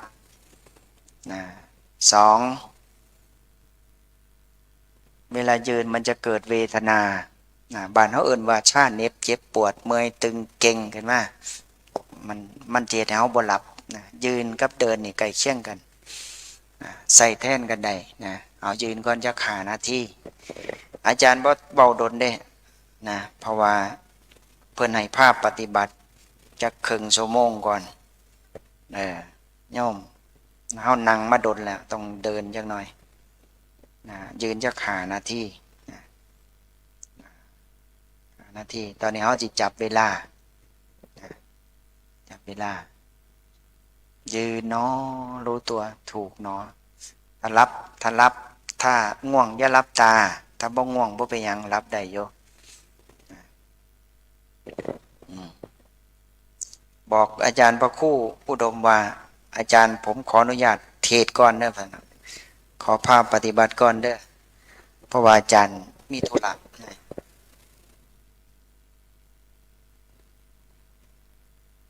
เดี๋ยวพรุ่งนี้อาจารย์ต้องไปขึ้นเครื่องนะไปสอนที่ระยองพรุ่งนี้วันพระต้องกลับไปวัดก่อนโยมนะไปทำจิตวัตรที่วัดเสร็จแล้วก็ต้องไปขึ้นเครื่องก็เลยขอหลวงพ่อก่อนจะพาโยมปฏิบัติไม่เทศเยอะแต่ปฏิบัติสักครึ่งหนึ่งแล้วก็พูดนิดหน่อยแล้วพระอาจารย์ก็จะไปนอน บ่ได้เอาเปรียบกันแน่แต่ว่าทำงานคนละดังนะสังเกตความรู้สึกของกายเย็นร้อนอ่อนแข็งนะเย็นร้อนอ่อนแข็งหนักเบาตึงเก่งยืนบรรลุธรรมมีไหมมีนะเมื่อกี้ท่านอาจารย์ท่านสอนไปแล้วแต่นี้ยืนนี่เราฝึกขันติความอดทนฝึกความเพียรฝึกความตั้งใจบางทีพูดเฉยๆมันไม่เห็นภาพเนี่ยมันบอกไม่เห็นภาพได้ย่ายต้องเห็ดน้ำคือกันกับอาจารย์ผ้าเห็ดนี่นะอาจารย์ก็ยืนคือกันเด้บ่แม่นว่าบอกถ้าพวกเจ้ายืนข่อยหนีไปบ่แม่นเด้ข่อยก็ยืนคือกันนะเพราะนั้นพวกเจ้าก็ต้องอย่าเอาเปรียบข่อยพวกเจ้าก็ต้องยืนคือกันก็ข่อยนะว่าเอาเปรียบกันเด้ฮะก็ต้องสามัคคีกัน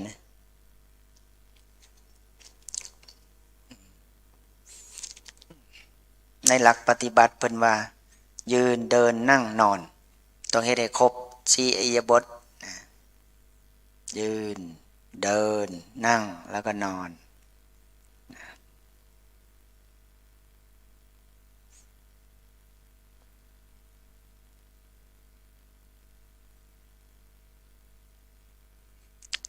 ผู้ใดอยู่ใกล้ยืนบ่มั่นคงก็จับเก้าอี้ไว้นะจับเก้าอี้ไว้ผู้ใดมันผู้เท่านะผู้ใดเท่าอยู่ใกล้กันก็จับกันไว้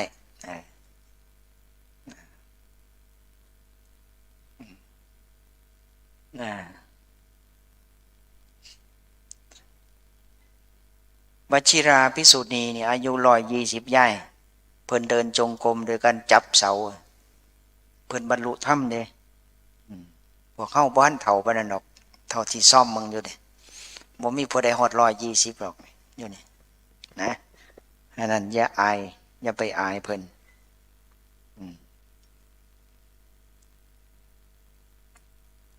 ยืนหนอไปก่อนยืนหนอไปแต่มันเมื่อยก็ขยับขายกขึ้นแล้วก็เหยียบลงยกขึ้นแล้วก็เหยียบลงแต่ว่าอย่าย่างหนีเด้เว้นไว้แต่ปวดขี่ก็ปวดเหี่ยวค่อยไปเด้อถ้าจะมาเหี่ยวแตกใส่นี่ก็สิบ่เป็นตาคือบ่ได้ดอกนะ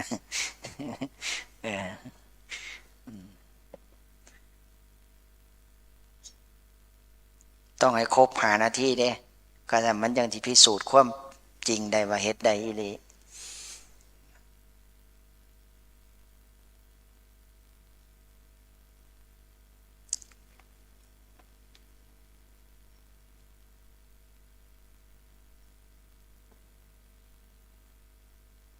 ขันติคือความอดทนเป็นธรรมเครื่องเผากิเลสอย่างยิ่งฉะนั้นเราต้องยืนฝึกยืนจักหน่อย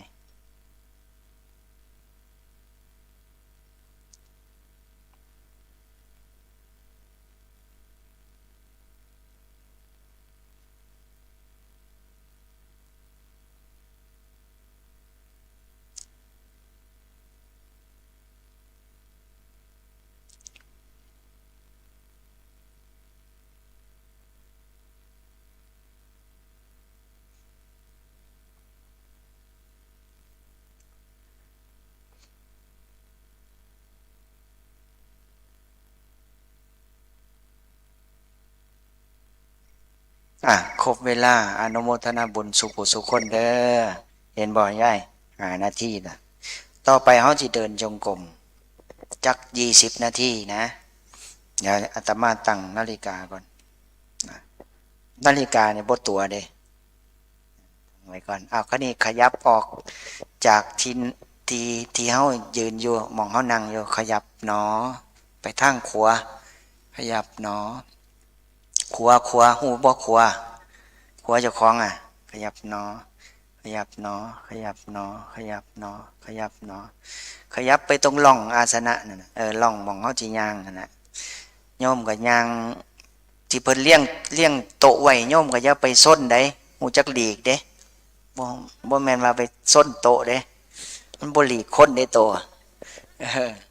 เอาเก็บมือบ่เนี่ยเอามือซ้ายก่อนนะช้าๆวิธีฝึกเจริญสตินี่ต้องทำช้าๆทำเป็นจังหวะรู้สึกตัวเอามือซ้ายก่อนใส่ใจขยับมือซ้ายข้อเสียงตามอาจารย์ใส่ใจขยับมือซ้ายขยับหนอขยับหนอขยับหนอห่างลำตัวประมาณ1 คืบนะใส่ใจยกมือขึ้นในแนวตรงยกหนอยกหนอยกหนอใส่ใจคู่มือมาหนอมาหนอมาหนอสัมผัสถูกหนอนะ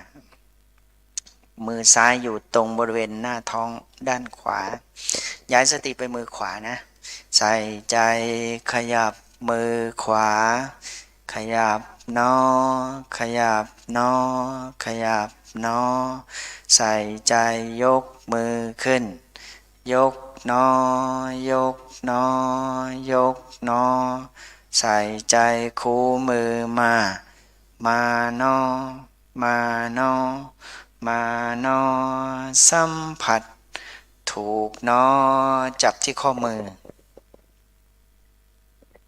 เจ้าของย่อนลงอย่าเก่งให้เป็นธรรมชาติต่อไปเขาที่เดินจงกรมการเดินจงกรมไม่เอาส้นเท้าลงไม่เอาปลายเท้าลงไม่ตะแคงเท้าไม่ชักเท้ากลับสุดขวาย่างเข่าตึง1 วินาทีเต็มฝ่าเท้านะเดินช้าๆอย่าเดินเร็วนะเดี๋ยวเรากลับไปทางขวานะด้านขวามือ3 คู่ 6 ครั้งคู่ละ60 องศา3 คู่ก็180 องศาใส่ใจอาการกลับ กลับหนอกลับหนอคู่ที่1กลับหนอกลับหนอคู่ที่2กลับหนอกลับหนอคู่ที่3คู่ก็จะหันหน้าไปทางนู่นทางไฟพุ่นทางเสาไฟ ต่อไปใส่ใจการยืน3 ครั้งออกเสียงพร้อมกันยืนหนอยืนหนอยืนหนอใส่ใจเคลื่อนไหวเดินจงกรมขวาย่างหนอซ้ายย่างหนอกำหนดในใจเดินไปเรื่อยๆ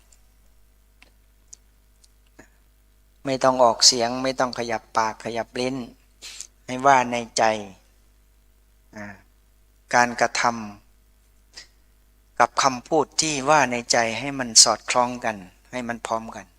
ย่างไปเรื่อยๆย่างไปเรื่อยๆอาจารย์บอกเศร้ายางจังเศร้าเด้อถ้าบอกให้เศร้าอย่าเศร้าให้ย่างไป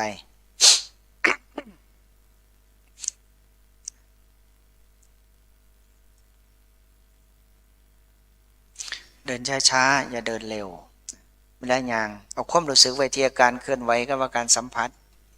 นั่นเฮาย่างเลยกลูความรู้สึกกับการเคลื่อนไหวให้พร้อมกันบ่ก่อนบ่หลังบ่เร็วบ่ช้าพอดีคือกันกับย่างปกติน่ะแต่ให้มีความรู้สึกอยู่กับการเคลื่อนไหวกับสัมผัส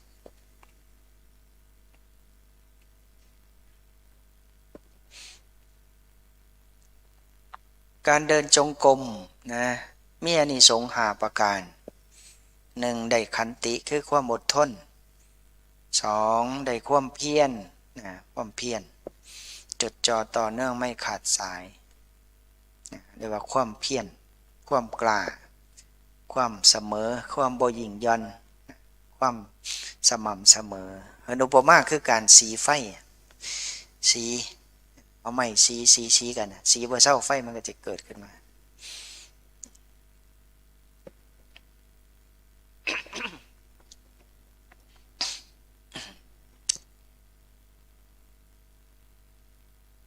ระยะการเดินจงกรม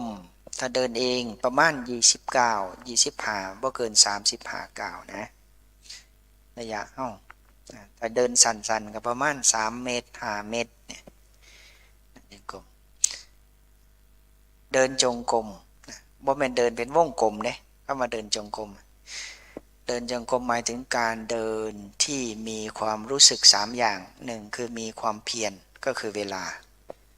2จังหวะนะระยะที่1ควายย่างหนอยาวแล้วก็สั้น3ในขณะเดินต้องรู้ตัวทั่วพร้อมอยู่เสมอรู้สึกตัวอยู่ตลอดเวลาทอดสายตาไว้ระดับปลายจมูกนะไม่เอาส้นลงไม่เอาปลายลงไม่ตะแคงเท้าไม่ชักเท้ากลับก้าวสุดท้ายยืนเท้าเคียงกันมีสติกำกับใส่ใจระลึกรู้การยืน3 ครั้งยืนนอยืนนอยื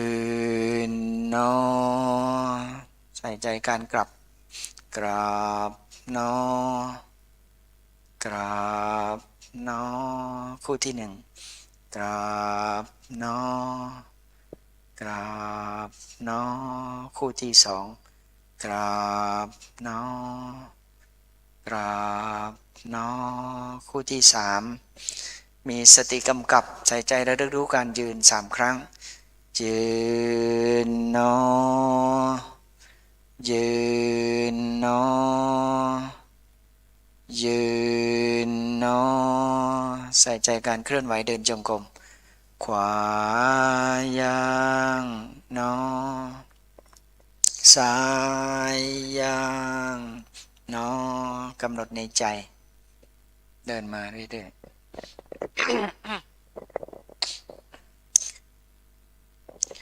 เมื่อกี้พระอาจารย์บอกว่าเดินจงกรมนอกจากจะได้ขันติได้ความเพียรได้ประการต่อมาก็คือได้อาหารย่อยได้ดีโรคภัยไข้เจ็บก็ไม่ค่อยเบียดเบียนน้อย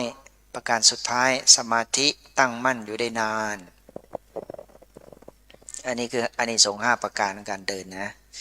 ฉะนั้นอย่าขี้เกียจเดินนะช่วงที่ให้เดินก็ควรจะเดินนะเว้นไว้แต่ไม่ไหวเมื่อยแล้วก็นั่งสักพักหนึ่งแล้วก็เดินใหม่นะถ้าเราไม่ค่อยเดินเนี่ยไม่ดีท่านบอกว่าต้องเดินนะเพราะปกติอิริยาบถของคนต้องมี4 อย่างยืนเดินนั่งนอนนะถ้าโยมจะเอาแต่นั่งอย่างเดียวเนี่ยก็คือนั่งรถเข็นนะไม่ได้เอายืนอย่างเดียวก็ไม่ได้อีกเห็นไหมนอนอย่างเดียวก็ไม่ได้อีกไม่ได้ยืนเดินนั่งนอนต้องให้ครบนั่นแหละคือคนที่สุขภาพร่างกายแข็งแรง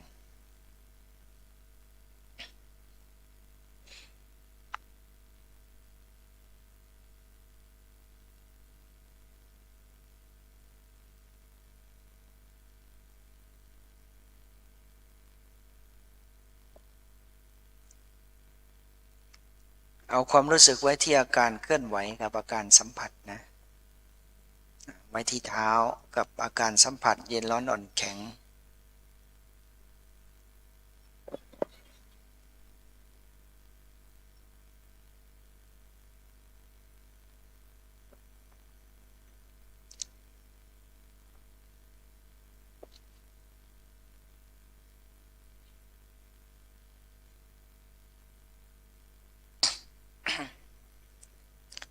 ใจที่รู้กับการเคลื่อนไหวต้องพร้อมกัน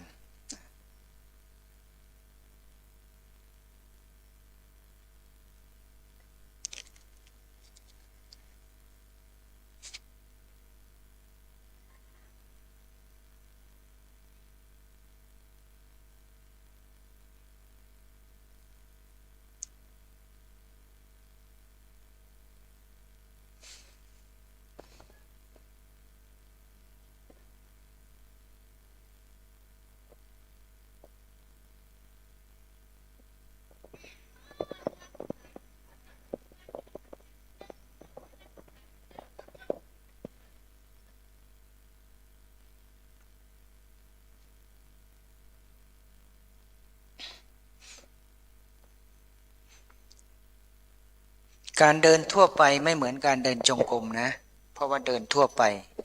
ละความเป็นสัตว์บุคคลตัวตนเราเขาไม่ได้นะไม่เหมือนกันนะเดินที่เราเดินทั่วไปเนี่ยถ้าเราไม่กำหนดรู้เนี่ยมันไม่เป็นจงกรมนะมันยังเป็นสัตว์เป็นบุคคลตัวตนเราเขาเป็นหญิงเป็นชายเป็นบุรุษเป็นสตรีแต่ถ้าเรากำหนดว่าขวาย่างหนอจบไปแล้วไม่มีใครไม่มีหญิงชายไม่มีบุรุษไม่มีสตรีมีเพียงผู้รู้กับผู้ถูกรู้เห็นไหมเนี่ยก็ละกิเลสได้ชั่วขณะหนึ่งท่านเรียกว่าตตังคปหารขณะหนึ่งแต่มันไม่เยอะมันนิดเดียวมันไม่มากแต่มันมีอยู่ท่านอุปมาเหมือนน้ำมันในเม็ดงาวิตามินในเม็ดข้าวหรือว่าตัวยาที่อยู่ในเม็ดยาก้าวสุดท้ายยืนเท้าเคียงกันมีสติกำกับใส่ใจระลึกรู้การยืน3 ครั้งยืนโนยืนโนยืนโนใส่ใจการกราบโนกราบโนกราบโนกราบโนกราบโนกราบโนคู่ที่3ใส่ใจการยืนยืนโนยืนโนยืนโนใส่ใจเคลื่อนไหวเดินขวาย่างโนซ้ายย่างโนกำหนดในใจเดินไปเรื่อยๆ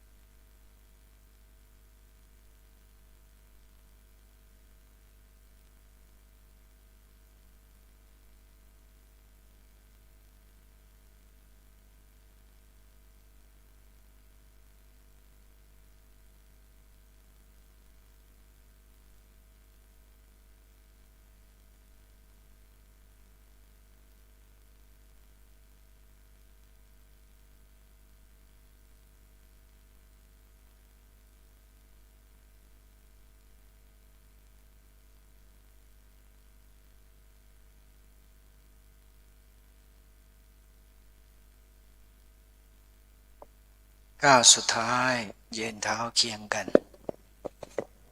มีสติกำกับใส่ใจระลึกรู้การยืน3 ครั้งยืนเนอยืนเนอยืนเนอใส่ใจการกลับด้านขวากราบเนอกราบเนอคู่ที่1กราบเนอกราบเนอคู่ที่2กราบเนอกราบเนอคู่ที่3มีสติกำกับใส่ใจระลึกรู้การยืนยืนเนอยืนเนอยื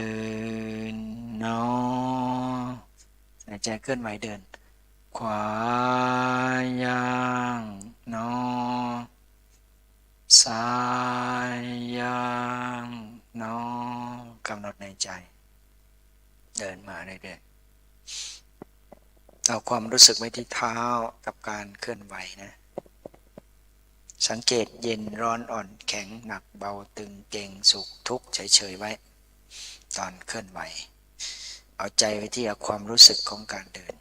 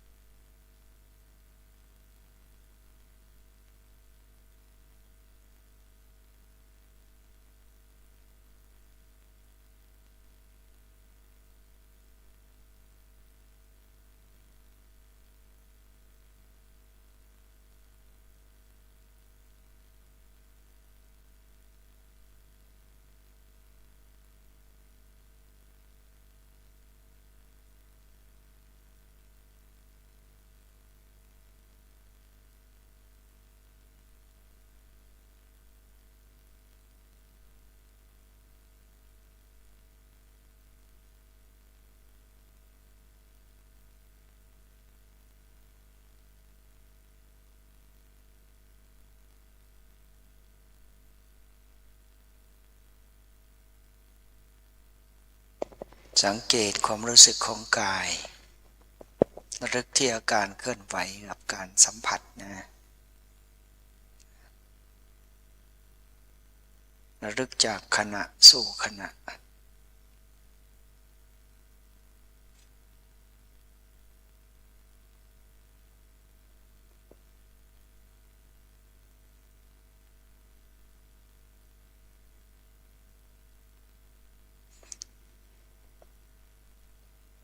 ก้าวสุดท้ายยืนเท้าเคียงกันมีสติกำกับใส่ใจระลึกรู้การยืน3 ครั้งเราจะเดินแบบที่1นำ2ตาม3ดูอันนี้ตามระลึกรู้ก็พอไม่ต้องออกเสียงระลึกในใจว่า ยืนหนอ3 ครั้ง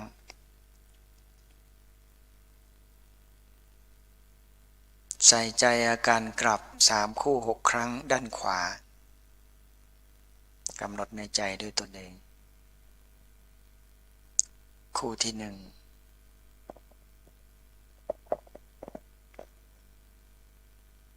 คู่ที่2คู่ที่3ใส่ใจระลึกรู้การยืน3 ครั้ง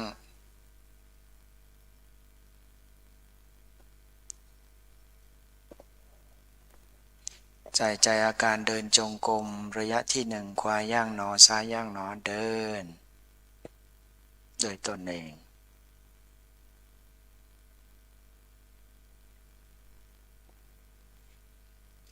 อย่าเดินเร็วเดินช้าๆเพราะเราไม่มีกิจอย่างอื่นที่ต้องทำตอนนี้ฉะนั้นไม่ต้องรีบเดิ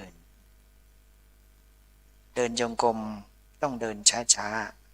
2ต้องเดินเป็นจังหวะ3ต้องรู้สึกตัวตลอดเวลาในขณะที่เดิน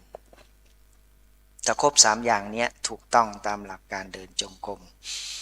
ตามแนวสติปัฏฐาน4อาตาปีจดจ่อต่อเนื่องจากขณะสู่ขณะเรียกว่าอาตาปีความเพียรหรือเวลาจังหวะระลึกรู้หรือว่าระลึกได้เรียกว่าจังหวะเป็นตัวสร้างสติระลึกจากขณะเปิดเท้าเคลื่อนเท้าออกไปถึงที่สุดแล้วก็เหยียบลงโดยที่จิตเราไม่ไปที่อื่นนะอยู่กับสิ่งที่ทำในขณะที่กำลังทำอยู่เคลื่อนไปเราก็รู้ตัวอยู่ตลอดเย็นร้อนอ่อนแข็งความรู้สึกตัวทั่วพร้อมปรากฏชัดเจนเรียกสัมปชัญญะ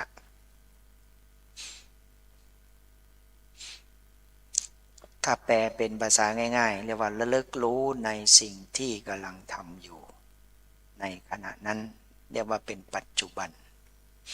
ปัจจุบันนี้เกิดไม่นานเกิดแป๊บเดียวขณะสู่ขณะเหมือนที่ปัดน้ำฝนฟึบปัดทีหนึ่งก็สะอาดทีหนึ่งกวาดทีหนึ่งก็สะอาดทีหนึ่งเช็ดทีหนึ่งก็สะอาดทีหนึ่งเคี้ยวทีหนึ่งก็ละเอียดคำหนึ่งแต่เคี้ยวบ่อยๆก็ละเอียดมากขึ้นเห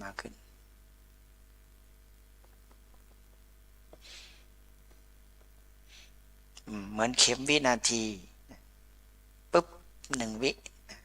สะสมน้ำมันในเม็ดงา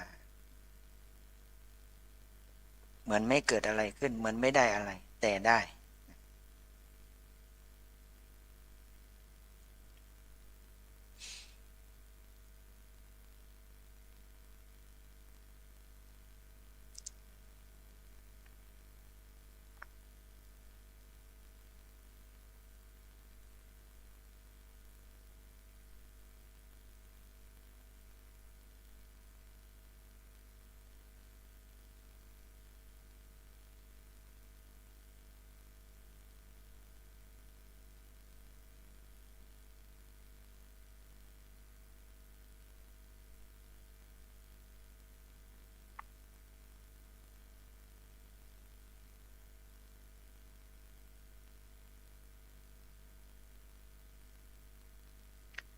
ก้าวสุดท้ายยืนเท้าเคียงกันมีสติกำกับใส่ใจระลึกรู้การยืน3 ครั้งมาในใจใส่ใจอาการกลับ3 คู่ 6 ครั้งคู่ที่1คู่ที่2คู่ที่3ใส่ใจอาการยืน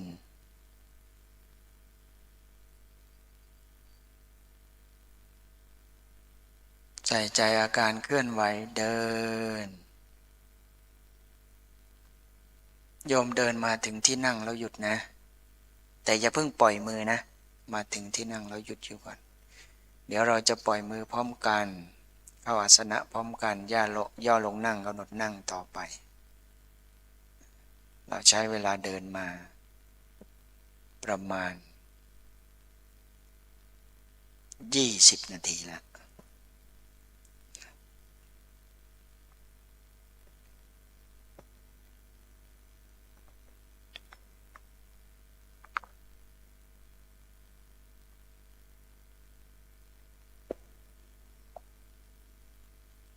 เดินมาเรื่อยๆ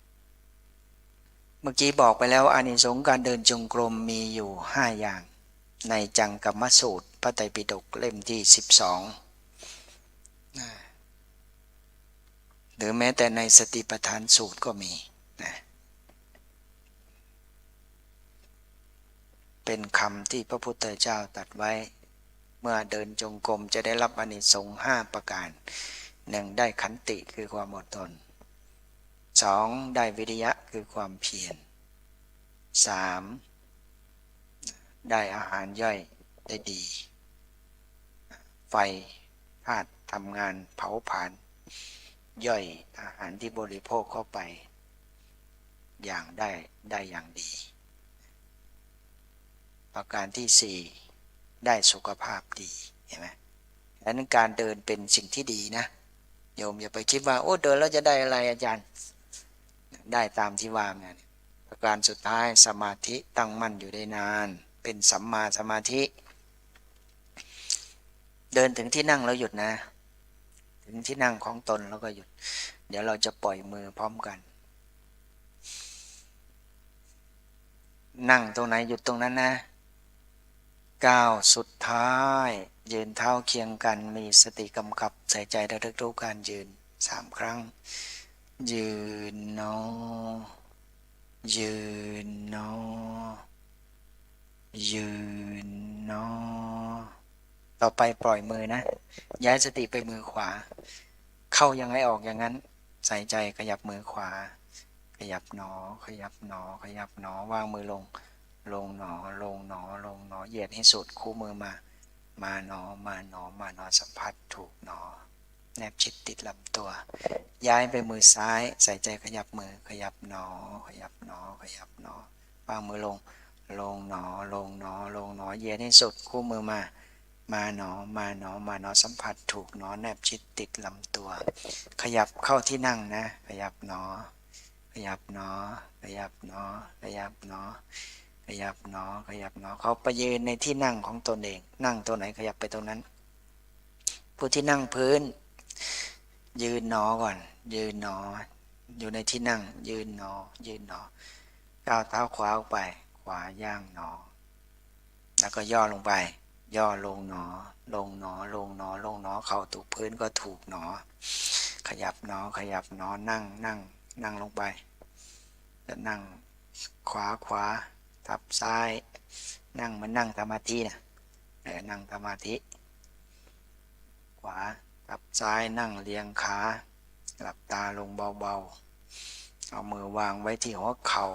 หรือวางที่หน้าตักตาลงจากนั้นก็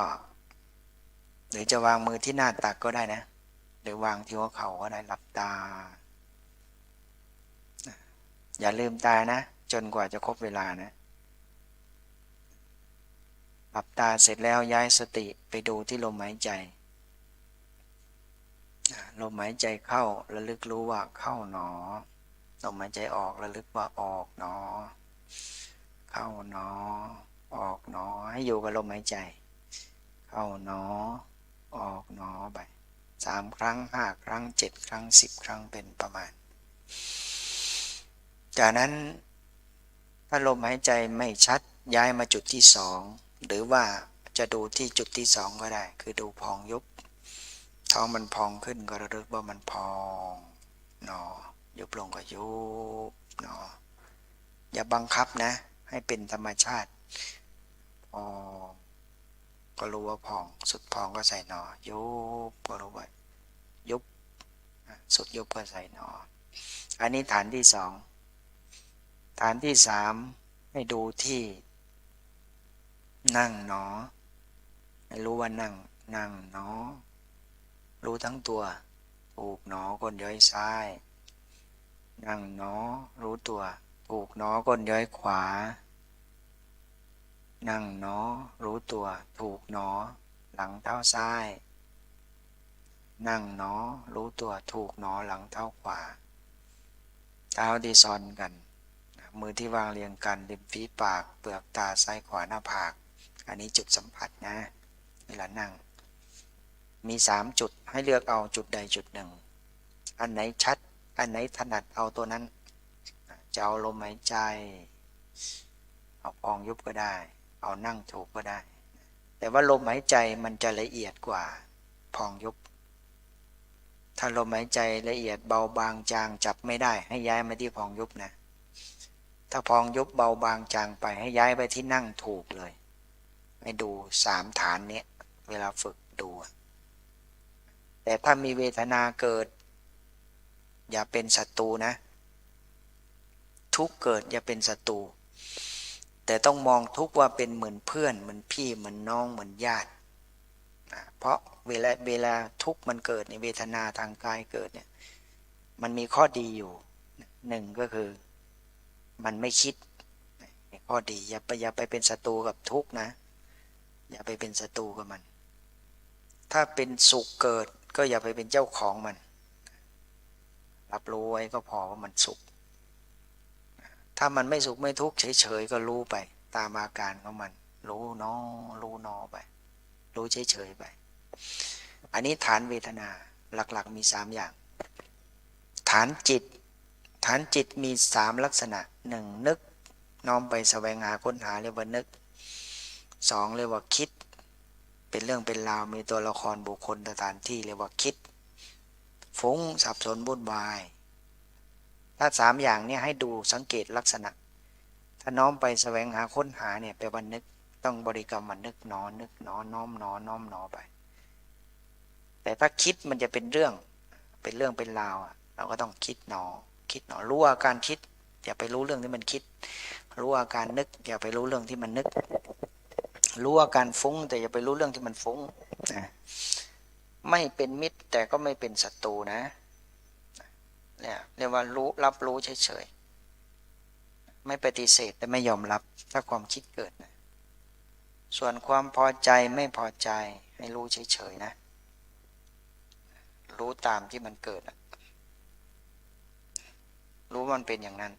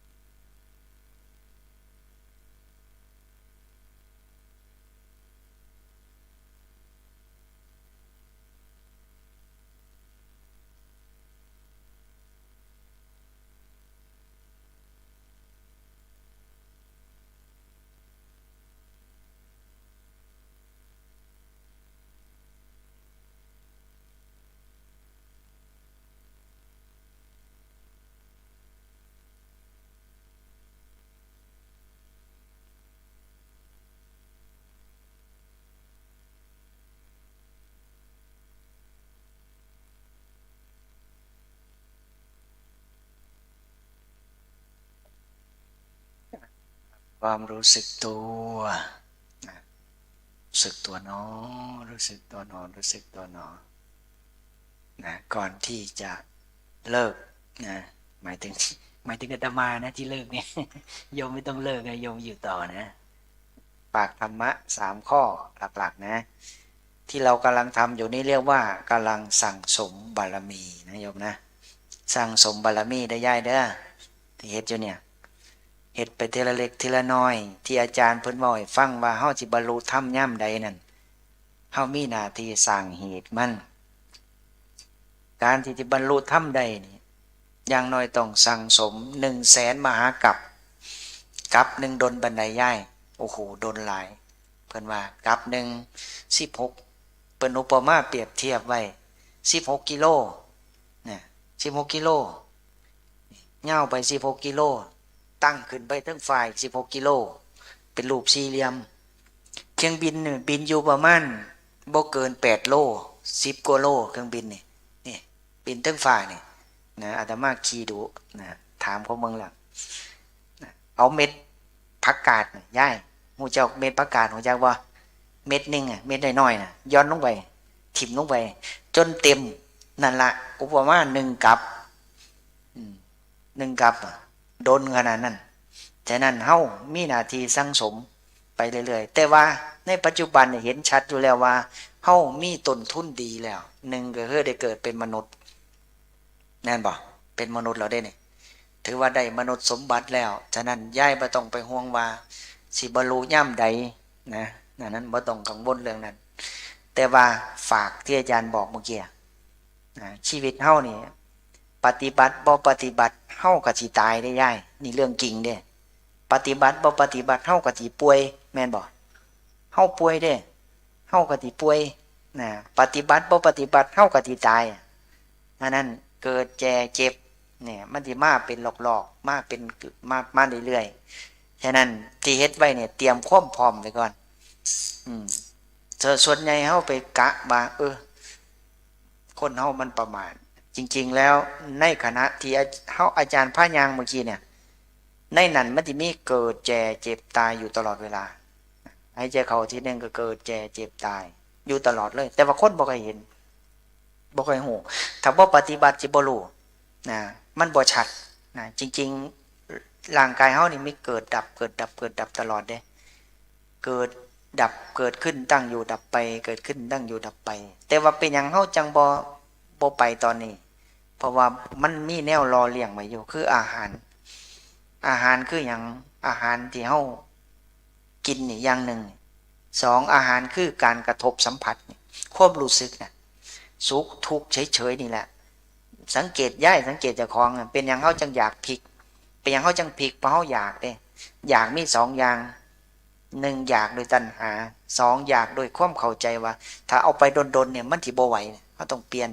เนี่ยเป็นฉันทะแต่มีสติเขาประกอบฉันทะแปลว่าอิทธิบาทคุณเครื่องนำความสำเร็จมาให้ในหลักภาวนาเปิ้นว่าฉันทะภาวนาเนี่ยที่พระเฮ็ดเมื่อกี้เนี่ยภาวนาได้เนี่ยภาวนาแบบลืมตากับภาวนาแบบหลับตาฉะนั้นเป็นอย่างเฮาจังบ่บรรลุธรรมตอนฟังธรรมเพราะมันบ่ได้เป็นรูปนามเดินคือกันเนี่ยที่เฮาย่างเมื่อกี้เนี่ยย่างสะสมไปเพื่อให้เห็นเป็นรูปเป็นนามเด้ถ้าบ่เป็นรูปเป็นนามมันบ่บรรลุดอกย่ายมันสิเป็นโตเป็นตนเป็นเฮาเป็นของเฮาอยู่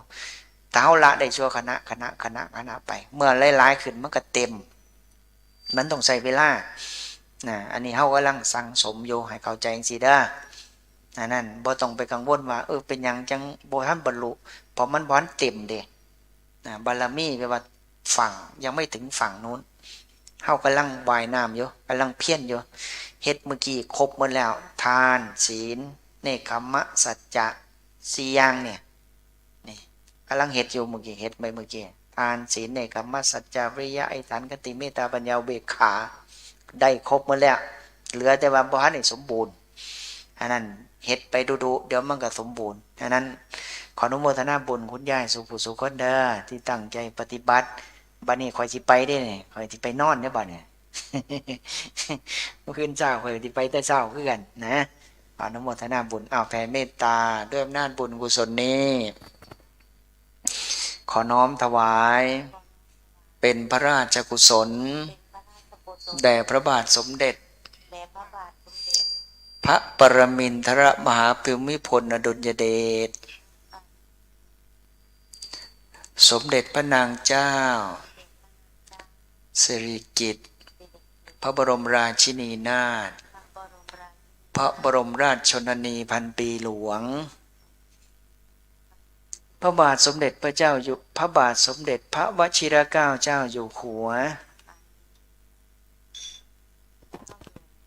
สมเด็จพระราชินี พระบรมวงศานุวงศ์ตลอดถึงบุรพมหากษัตริย์ไทยทุกๆพระองค์ด้วยอำนาจบุญกุศลนี้ ขอให้ข้าพเจ้าทั้งหลาย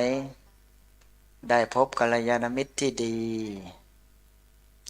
ที่มีสัมมาทิฏฐิกัลยาณมิตรที่ดี ที่คบหากันอยู่แล้ว ขอให้มีความสุข ด้วยการเจริญสติขอให้ข้าพเจ้าทั้งหลายดำรงธาตุขันธ์ให้เป็นไปได้ด้วยดี ในอิริยาบถน้อยใหญ่ อย่างมีความสุขโดยการเจริญสติ ขอให้กิจการงานที่ข้าพเจ้าทำมีกัลยาณมิตรที่ดี อุปถัมภ์ค้ำชูดูแล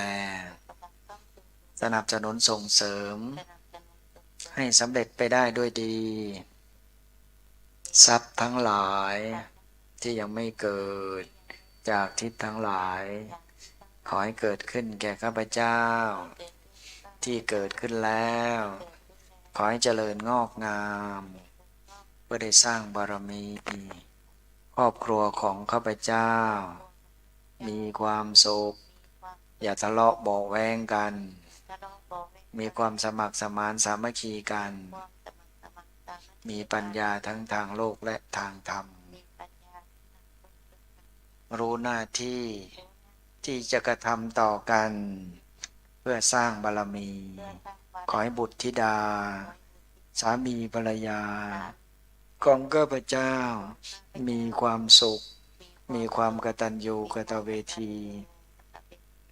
รู้หน้าที่ที่จะกระทำต่อกัน เพื่อสร้างบารมี มีปัญญาทั้งทางโลกและทางธรรม ขอให้สรรพสัตว์ทั้งหลายใน31ภพภูมิมีความสุขตามสมควรแก่อัตภาพของตนข้าพเจ้าทั้งหลายขอตั้งจิตอธิษฐานไว้ที่พระนิพพานสาธุสาธุอนุโมทามิ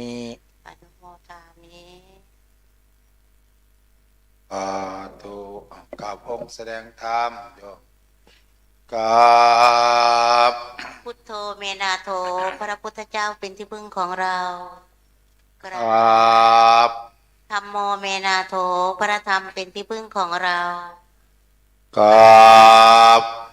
สังโฆเมนาโถพระสงฆ์เป็นที่พึ่งของเราสาธุ ปานินแล้วจะถวายทยธรรมแล้ว อาจารย์มหานัจพล วัดป่าธรรมชาติยังไม่เคยไปเนาะเป็นมาหาเรา งานกฐินนั้นไปก็ไปทุกปีอยู่มันจะจัดปฏิบัติธรรมอันที่มีพระองค์ใหญ่รูปต่อไปอาจารย์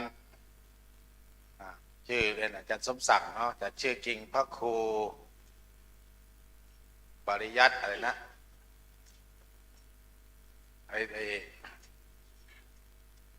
จันทประดิษฐ์ทำงานอยู่ในเป็นเจ้าหน้าที่เป็นระดับผู้บริหารมจร.วิไลเลยวิไลสงฆ์เลย อยู่ค่ายศรีสองลักษณ์ใกล้ๆพุทธมณฑลอยู่วัดเป็นรองเจ้าคณะอำเภอเชียงคานด้วยก็วันนี้จะมาพูดเรื่องเกี่ยวกับ10 ราชการอาจจะแถม สมเด็จพระนเรศวรมหาราชพระเจ้าตากสินมหาราชอันตัวพ่อชื่อว่าพระยาตากทนทุกข์ยากกู้ชาติพระศาสนา ไม่ออกเอ้ยนั่งมานั่งขยับมานิดนึงอาจารย์ตีพุทธเป็นไงเนาะนั่งมาใกล้ๆนะข้างหลังเด้อมานั่งใกล้ๆวันนี้เช็คแล้วไม่มีหมอกเทวดาบอกว่าวันนี้จะไม่ให้มีหมอกเมื่อวานถามแม่ชีเนี่ยทำวัดสวดมนต์3 ทุ่มนี่เปียกแล้วนี่เนี่ยวันนี้4 ทุ่มยังไม่มีหมอกเลยแล้วก็อากาศตอนนี้20 องศาเซลเซียสไม่ออกก็มั่งใกล้ๆเด้อถ่ายรูปจะได้งามๆเวลาก็ถ่ายอินเสิร์ตภาพตรงนั้นน่ะเจริญพรมานั่งตรงนี้หน่อยไหมเนี่ยฝั่งเนี้ยนั่งให้เท่ากันเด้อถ้ามานั่งจะงวดหน้าจะถูกเลขก็เด้อน้ำยางจะไหลดีเลขก็จะขายงามป่วยก็จะหายนายก็จะรักถ้านั่งตรงนั้นน่ะป่วยหนักรักนายเลขก็ไม่ถูกปลูกอ้อยกับลำเล็กๆปลูกข้าวก็น้ำท่วม มาเปล่ามาอยู่ด้วยกันเนี่ยมันเหมาะแม่จะรักกันตัวเดี๋ยวกลางคืนนี่ยับผีบ้ามาแน่น่ะผีบ้าเดินหน่อยไม่มีใครช่วยนะข้างหลังมาเงี้ยไม่ฉีดตึบตับเนี่ยไปแล้วมาแม่ปิ๊บสักประเสริฐโอ้มาจากกกซ้อส่งเข้าประกวดเป้ายากวะใครว่าวะ อ๋อแม่บ้านไม่หนึ่งอ้าว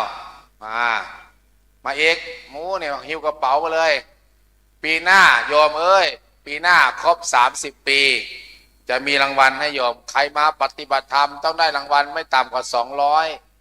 200แล้วจะมีของรางวัลให้3 ทศวรรษปีหน้าครบ30 ปีชาวจังหวัดเลยจงรักภักดีต่อสถาบันอย่างไม่เสื่อมคลายวาสานจะมีจอย LED ตั้งอยู่ซ้ายบึมจะเชิญแม่ทัพกุ้งมาบรรยายเกี่ยวกับชาติศาสนามหากษัตริย์อาตมาต้องไปเองให้คนนู้นคนนี้ไปติดต่อน่าจะไม่ได้หรอกเพราะ เอาเข้ามาเด้อโยมเด้อรอเวลานิดนึงมาเข้ามาโอ้จากเชียงคานมาใกล้ๆรองเจ้าน้ำเผือเชียงคานนี่แล้วแมนบ่ล่ะ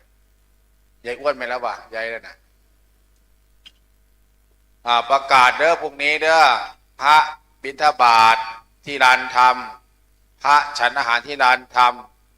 ตอนนี้มีโรงทานอยู่2 โรงน่าอาหารน่าจะไม่พอกิน พระ30 รูปไม่ชีอีกประมาณที่ว่าบวก100 กว่าเด้อไม่ออกได้เทวดาไหนๆก็เอาไม่ให้หนาวแล้ววันนี้พรุ่งนี้ก็เอาอาหารมาให้ไม่ออกเด้อก๋วยเตี๋ยวข้าวตุกข้าวต้มเด้อต่อไปกับองค์แสดงธรรมกราบ พุทโธเมนาโถพระพุทธเจ้าเป็นที่พึ่งของเรา กราบ ธัมโมเมนาโถพระธรรมเป็นที่พึ่งของเรา กราบ สังโฆเมนาโถพระสงฆ์เป็นที่พึ่งของเรา กราบนิมนต์เจ้าข้าพร้อมกัน นิมนต์เจ้าค่ะ นิมนต์ครับ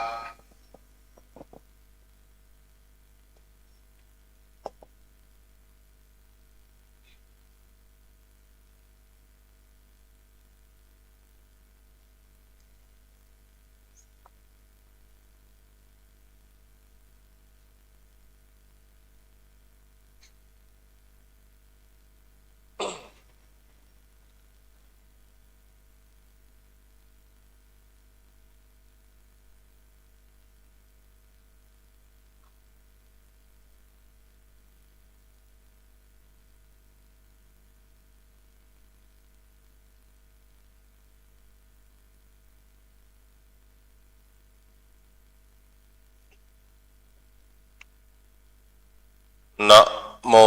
ตัสสะภะคะวะโตอะระหะโตสัมมาสัมพุทธัสสะนะโมตัสสะภะคะวะโตอะระหะโตสัมมาสัมพุทธัสสะนะโมตัสสะภะคะวะโตอะระหะโตสัมมาสัมพุทธัสสะจรทะภิกขเวจาริกังพหุชนะหิตายะพหุชนะสุขายะโลกานุกัมปายะอัฏฐายะหิตายะ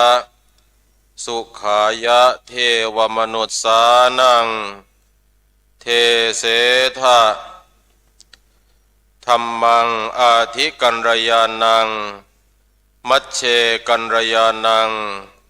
ปริโยสานกัรยานังติติ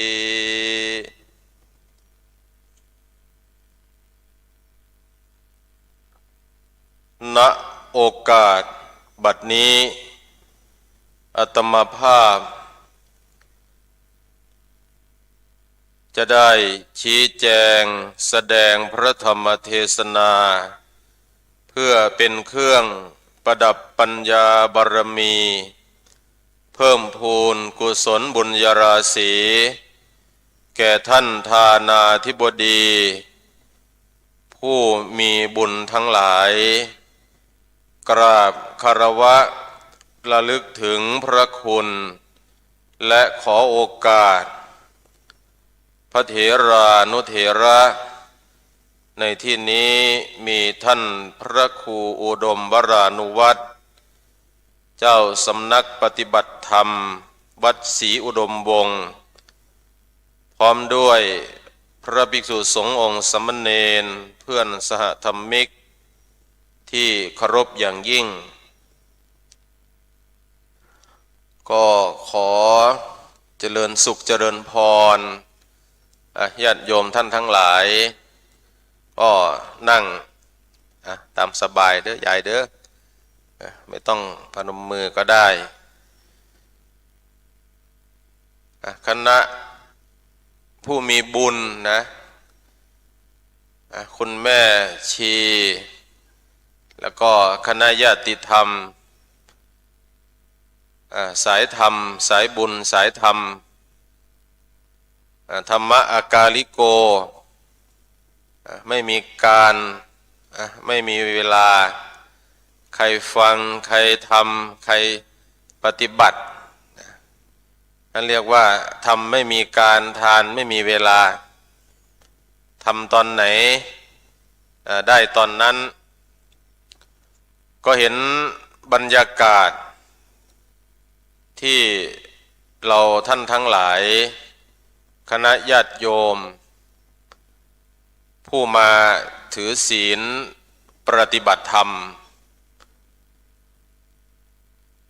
ใน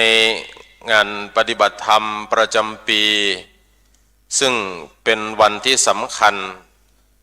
ของชาติเป็นวันกตัญญูที่ทางท่านอาจารย์พระครูอุดมวรานุวัตรท่านได้จัดแล้วก็ปฏิบัติมาปีนี้เป็นปีที่29ผู้ใดมาปฏิบัติตั้งแต่เทื่อแรกยกมือขึ้นเบิ่งเนี่ยนะโอ้ตั้งแต่ปีที่1เลยบอกแม่โอสาธุ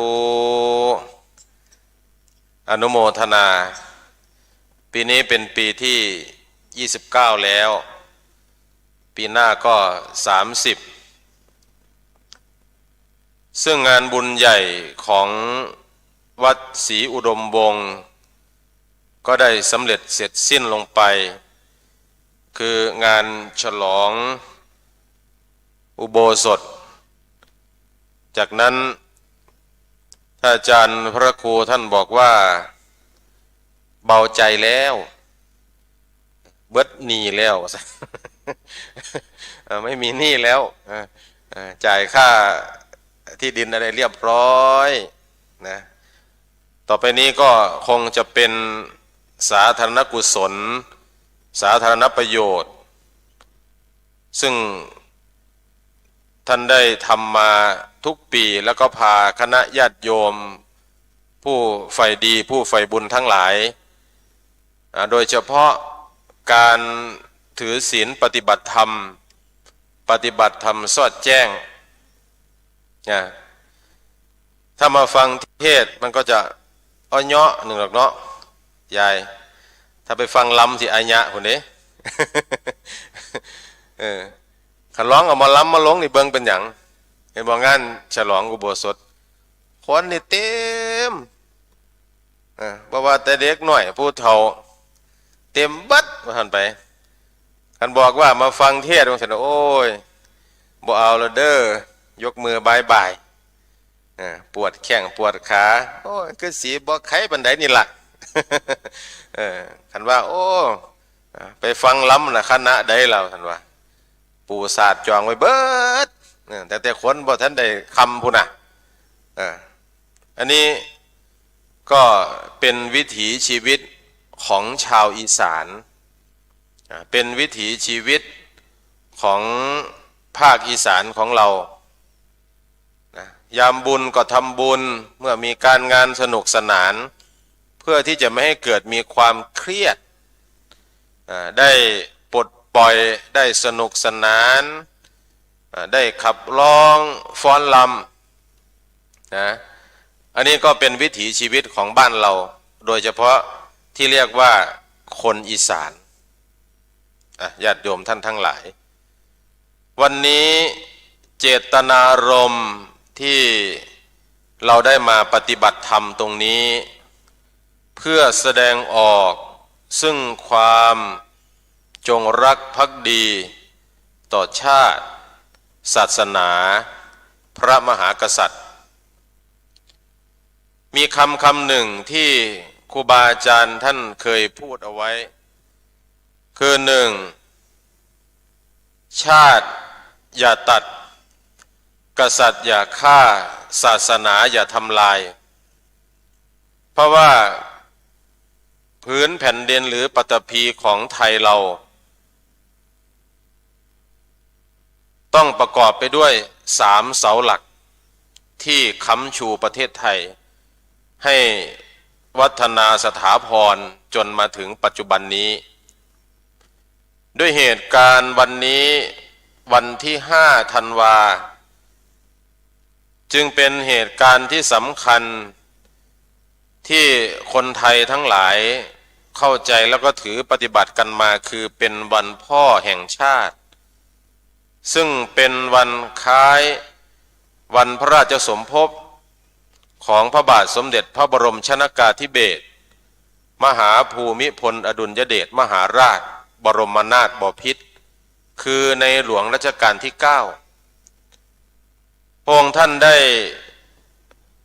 เสด็จพระราชสมภพในวันที่5 ธันวาคมปีพ.ศ. 2470จนถึงวันที่13 ตุลาคม 2559เป็นพระมหากษัตริย์ที่ครองราชย์ยาวนานที่สุดในโลกคือ70 ปีญาติโยมทั้งหลายวันที่5ทางคณะรัฐบาลจึงจัดให้เป็นวันที่สำคัญของปวงชนชาวไทยคือวันพ่อแห่งชาติและก็เป็นวันถือเอาเป็นวันชาติไทยและวันนี้ที่ท่านอาจารย์พระครูท่านได้ประกาศประชาสัมพันธ์ให้ญาติโยมท่านทั้งหลายได้รับทราบและก็เป็นวันที่สำคัญอีกวันหนึ่งก็คือวันดินโลกวันดินโลกคุณโยมวันดินโลกนี่มันสำคัญยังไงทำไมต้องมีวันดินโลกก็ว่ามนุษย์เรานี่ ต้องอาศัยพื้นแผ่นดิน